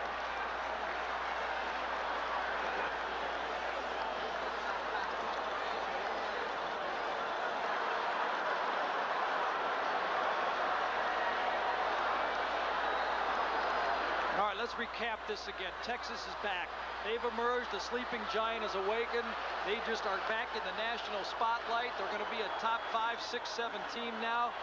We said they had to stop the run and stop the spoon tonight. They did that. They put pressure on Klingler, and Peter Gardere has came through in a big way. Those three things made the score 45-24, and the last couple touchdowns were no-brainers and no big deal.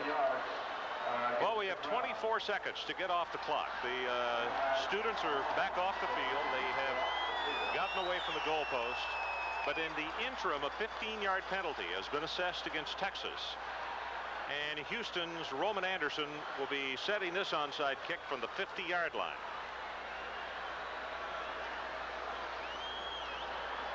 People who watch the score and they see it 45-24, don't be fooled. This was total domination tonight. 45-24 is not any indication at how much Texas dominated this Houston football team tonight.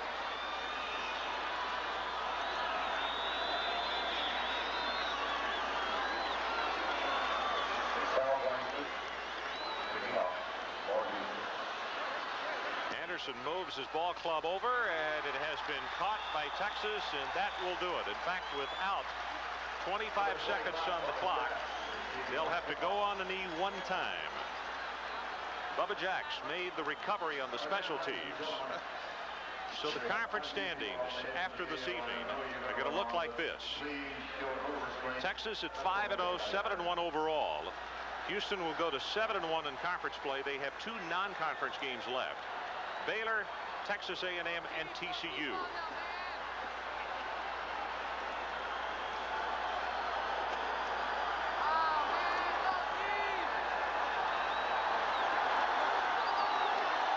Gardere will go down on one knee with this, and that is going to do it. And here they come onto the field.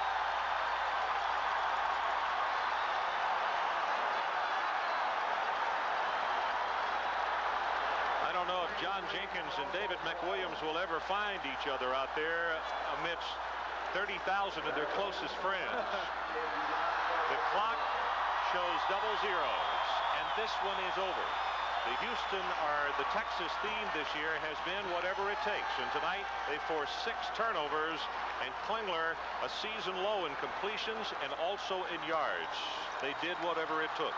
Whatever it took. John Jenkins said the run and shoot couldn't be stopped, but when you're outmatched physically, the front four from this great Texas defense overpowered him and didn't give David a chance to set up and show what he could do. So our final score, the Texas Longhorns 45 and the Houston Cougars 24. Coming up next week here on ESPN, game day at 11:30 with Chris Fowler, Lee Corso, and Charlene Hawks. Then we'll go to the Big Ten, Minnesota at Michigan, followed by Penn State at Notre Dame, and the third game is Georgia at Auburn. That at 7:30. All coming up next week here on ESPN. Again, the final, the Longhorns 45 and the Houston Cougars 24. We're going to take a break, and then Tim Brando will wrap up today's happenings in the CFA. So long, everybody.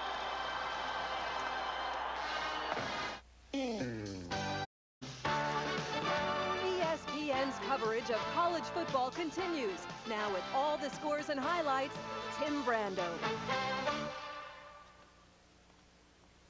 We welcome you to the Residents in College Football Scoreboard. I'm Tim Brando. Scores and highlights of all the games being played today in college football coming up in just a few moments on SportsCenter. But in the meantime, we want to bring you up to date on some games that are currently underway. San Diego State, Dan McGuire with a couple of touchdown passes, 21-10. They are leading Hawaii right now in the second quarter. Fresno State, Jim Sweeney's club all over Pacific in the third quarter, 41-3. Fresno, by the way, and San Jose State meet next week in a key Big West matchup. Now, the games being played earlier today and the who's number one factor coming into play.